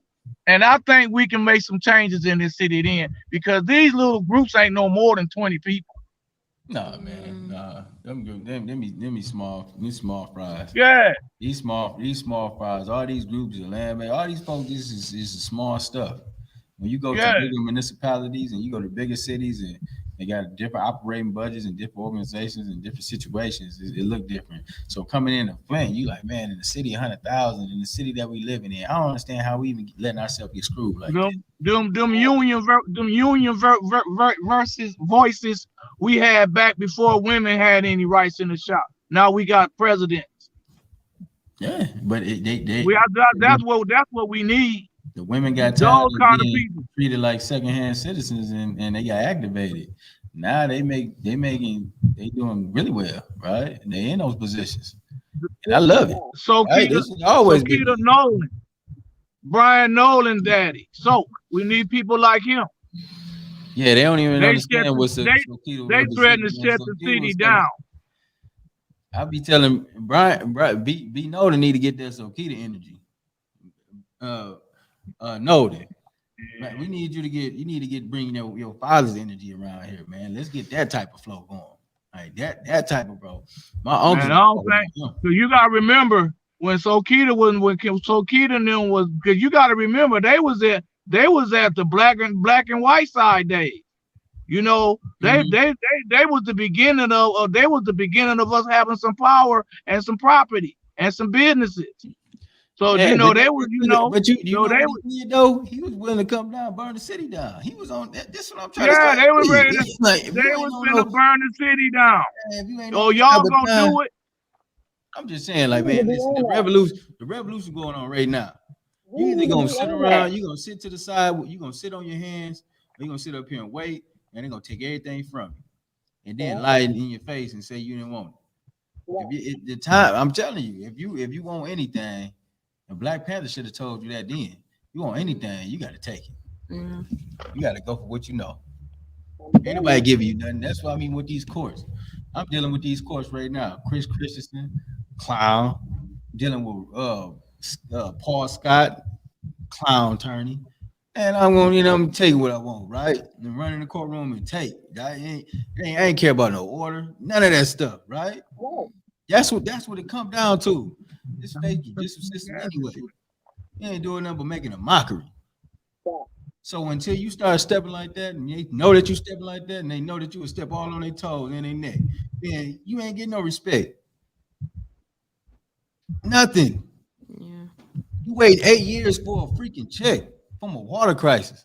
You sitting up here talking about some peanuts. I'm just saying, like this stuff get old. A You check got a lot of that you had no conversation in. Only conversation you got was sign up. man. I like what Chris talking about. Chris talking some real stuff, man. We need political power. We need some money. We need, everybody who see us out here on the grind doing the work we do. We've been big stepping for the past couple years. But I guarantee you, when you look at the donation roll, I could name a few good brothers that's out here doing the work, that's elected, that has supported the Black Lives Matter movement. I can say that for a fact, right? Brothers like I ain't talking Herb Murphy. I'm talking about Charles Murphy. Big shout out to Charles Murphy and the McCree group. Always been a very big supporter of what we do. And a few handful, just a handful of others.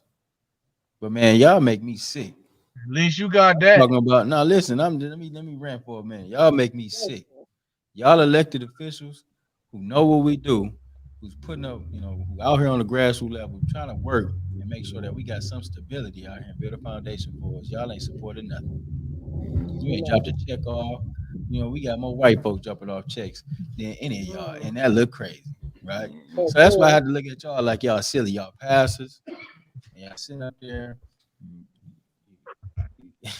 Whether you want to play like you're concerned, or whether you feel like you're doing this for the people, man, trying to uphold those decapitated churches up, man, y'all is the worst of it, right? I'm just over all y'all, right? And I don't mind being a black sheep in none of this. The thing is this, man, like somebody got to kick the door down. So y'all brothers who've been elected, that's in position, or you sitting down there at these foundations, man, we despise y'all. I'm gonna tell you that. You don't talk to the folks in the community, the neighborhoods. Them folks can care less about y'all, right? And they can show you better than they can tell you. It's very disheartening to see our young people out here, with not a future, in sight for them, and ain't nothing in place for them. We ain't got no economic opportunities for this. Are y'all serious? Because we got these slime balls in place. Y'all some rotten Real motherfuckers talk. that's sitting in these positions. Just Man, rotten. y'all rotten. And boys out here dying every day. I'm getting calls every day about somebody. I'm just continue to encourage them to use that energy on something else, right? Continue to take all that frustration, all that anger, and put it in something that's gonna be constructive for us, right? But how can you tell young brothers out here today who've been impacted by the water crisis, who were little 8 years ago, now they out there on a crime spree, and you feel like it may not come to your front door? You're out your mind. This stuff is And definitely. that just remind me of like of what Talib Kweli said. Y'all want us to rap about good stuff. Y'all want us to rap about flowers and roses and stuff. I ain't see none of that shit in my neighborhood.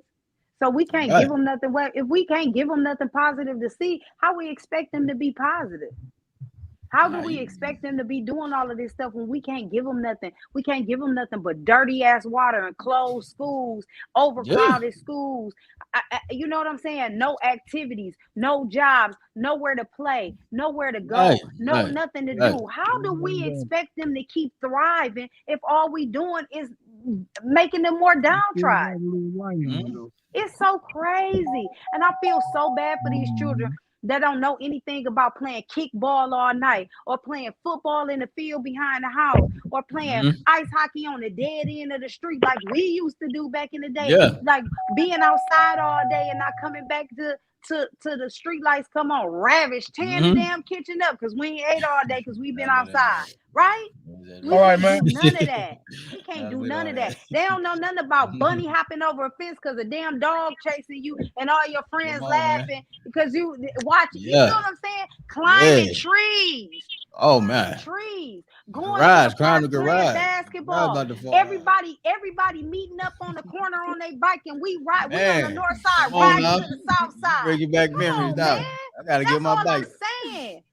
What we can't expect for them to You know good? all I'm of that just or gonna see chill out that. here We about can't 5 minutes. expect them. They don't even know nothing about shoveling the whole neighborhood's driveway for a few dollars. They don't know nothing about none of that. They That's don't know so nothing about. disheartening. They don't know about raking leaves. They don't know about listen, where the Flint Journal at? They don't know nothing about tossing them damn papers, right? Thank Yeah. you. Nothing I about did. none of that. And Mhm.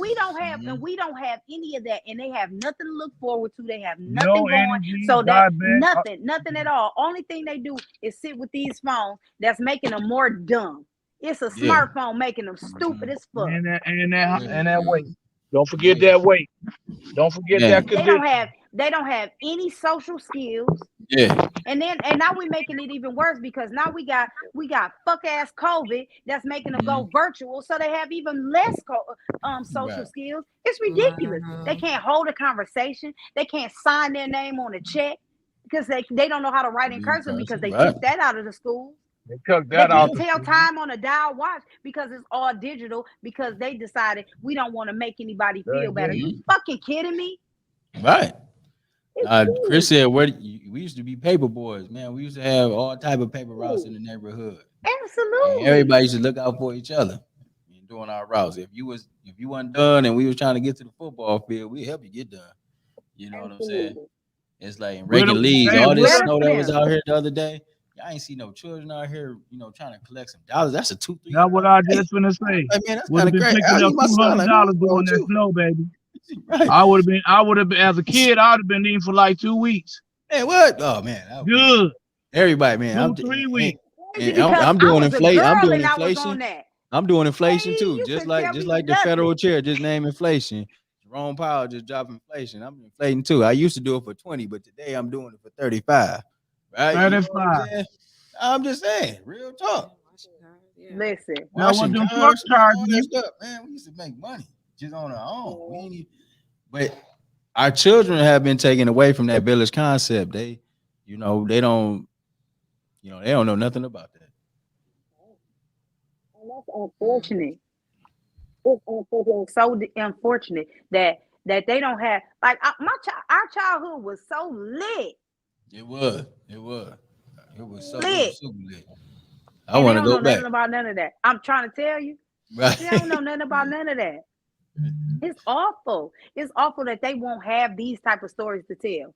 They're gonna have a COVID story to tell. They're gonna have the bad water story to tell. You know what I'm saying? They're gonna have virtual learning stories to tell. They Dang. Man, catching that's They're gonna have terrible, they man. catching a gonna have bus stories across to tell. town They're to a gonna have charter school. they're gonna have to tell stories about how the world ran out of toilet paper because of Come COVID. on. You feel me? Wow. This is Come silly. on. This is They, silly. This is silly. This is This is absolutely definitely silly. silly.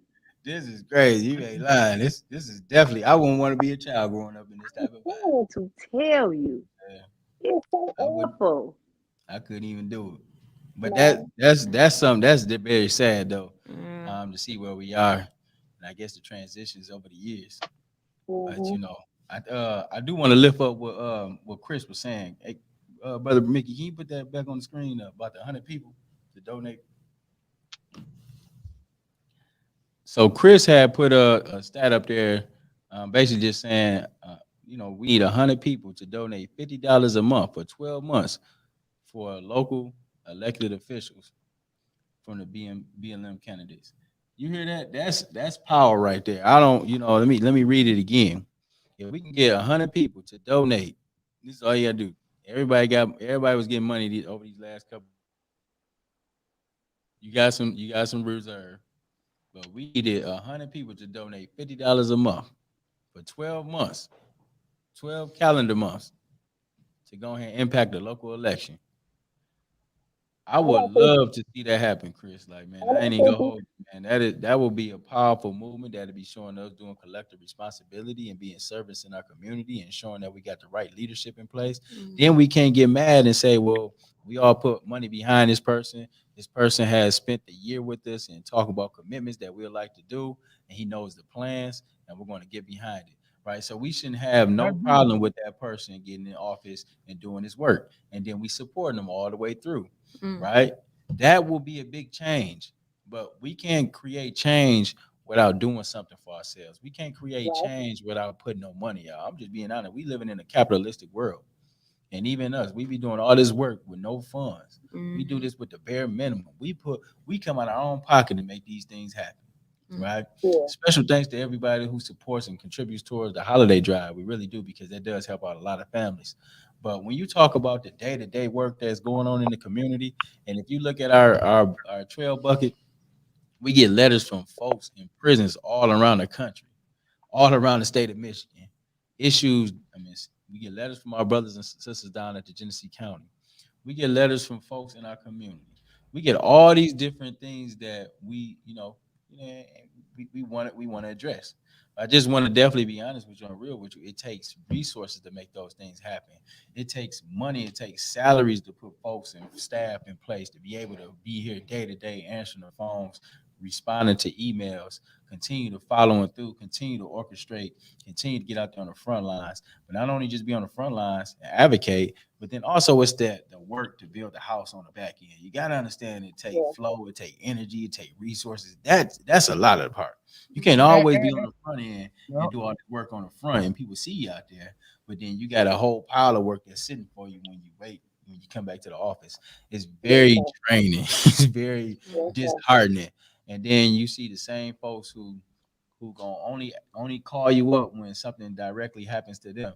But when folks out Mm-hmm. there moving and doing stuff, man, that's for other people, you don't never be Mm-hmm. there. You never show up. You never even contribute. You never even throw a dollar towards the cause. But as soon as something happened towards you and something is unfortunate your way or one of your family members, then you want to call on people to come in and help you, right? And then Right. we look at you, right? We got to look at you and be honest with you. Like, man, what have you done for this movement for the past 5, 6 years? Mhm. This stuff didn't just happen in 2020. Black Lives Matter been out here since 2015. So have you made Amen. a contribution towards the movement? And you collecting salaries, you're getting paid. You can't throw a $20 towards the cause to help a young person out. You can't throw $100 towards the mix to make sure that we can get other brothers out of the jail into more restorative justice where they don't go to prison. They might be your same people that we trying to Right. help. You don't even know it. You ain't even came down to connect, even seen what was going on. Ain't even tried to talk to us, right? Mhm. So it's frustrating when that stuff happens like that, and then we don't even get our own people who support the cause. Our people do not pay in towards the cause a lot, right? We have to understand it's gonna be us first. It's got to be us. So if we got a dollar in our pocket, we should be able to say, "Hey, listen, man, I'm throwing this towards the cause." And even if I didn't make a demonstration or a protest all year, but listen, man, here, take this $1,000, man. Listen, this is all love. I love what y'all doing. Keep going because we rocking with you, Mhm. right? I Right. got homies in the streets that's really about, they not gonna come out to the protest. They not gonna be out there in the protest. I'm just being honest. They're not gonna be out there doing the demonstrations. They're not gonna be out there on the front lines. You're not gonna catch them in the news. You're not gonna see none of that. What you're gonna see is like, listen, call, pull up, listen, man. If there's anything, some real stuff happen, listen, I'm on the flow, right? Call me when the real stuff on the ground, right? Or they may be contributing in a way that they feel is meaningful. We all have to go ahead and fund this initiative. We all have to fund this fight. Like we said, this is a war. Like when we talking about wars is funded. You need funds. You need military. You need people on the front line. You need folks in the building that's getting everything coordinated and strategizing in the house so everybody knows how to move on their marching orders, right? So always understand, man, this revolution has to be funded. And if we can get a serious collection of 100 folks who are dedicated to say, hey, listen, man, I'm gonna contribute $50 a month, right? Because I believe in that, right?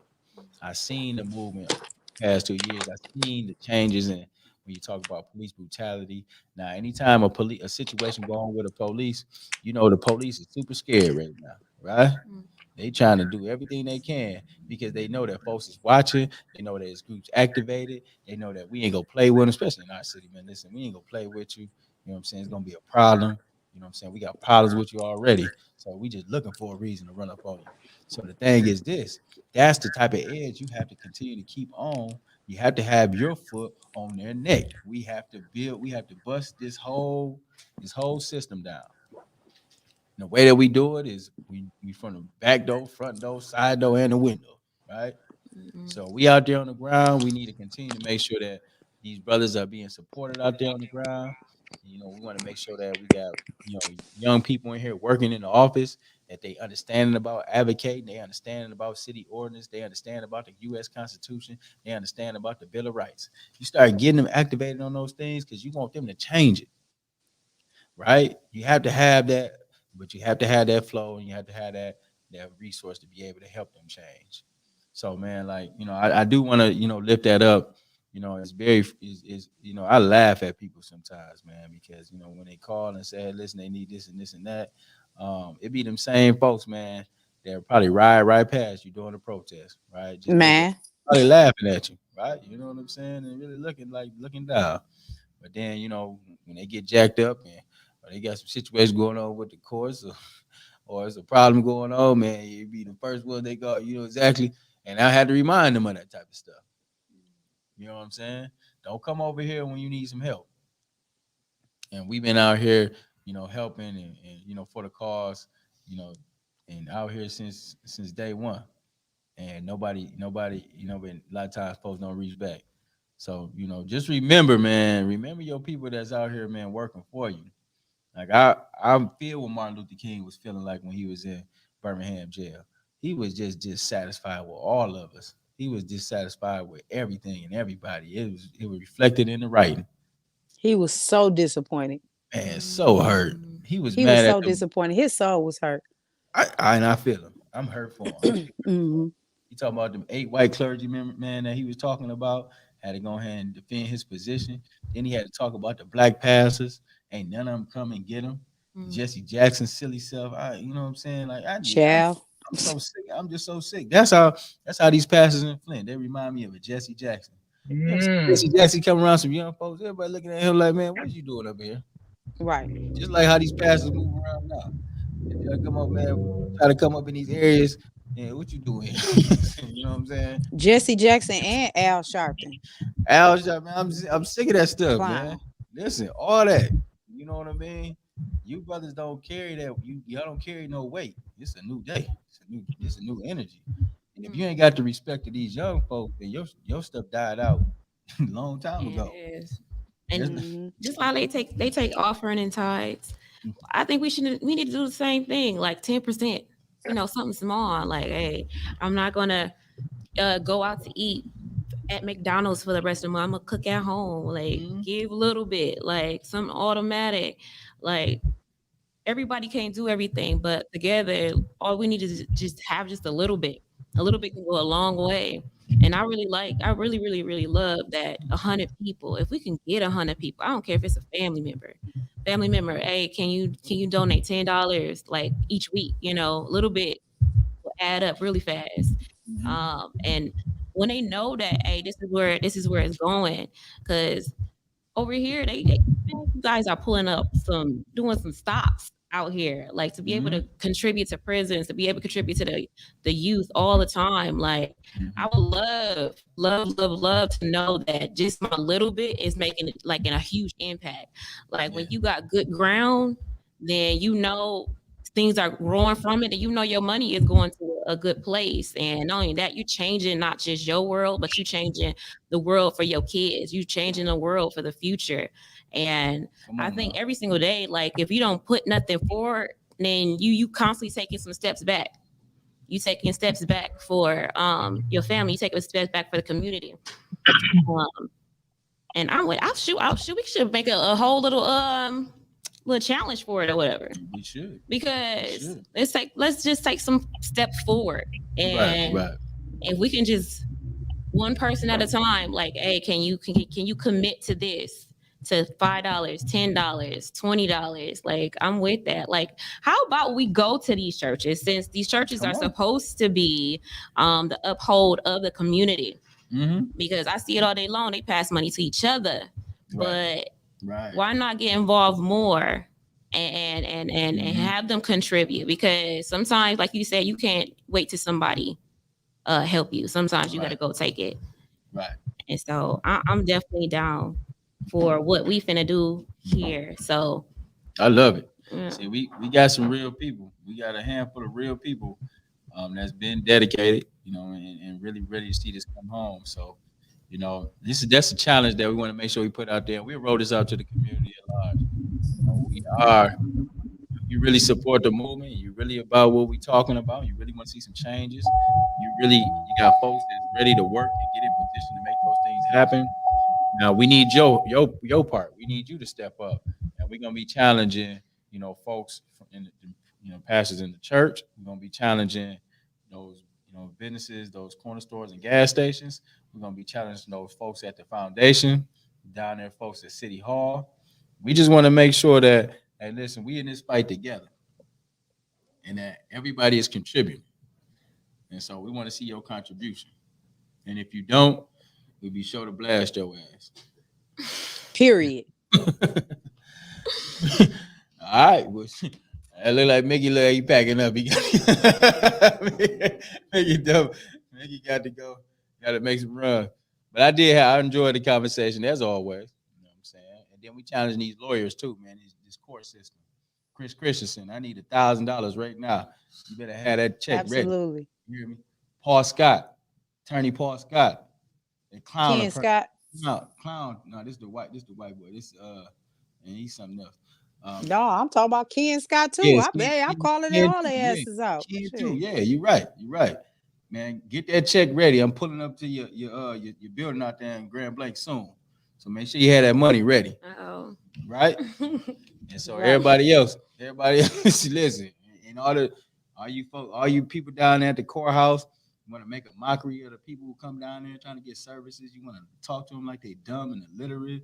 Yeah, I'm checking y'all too.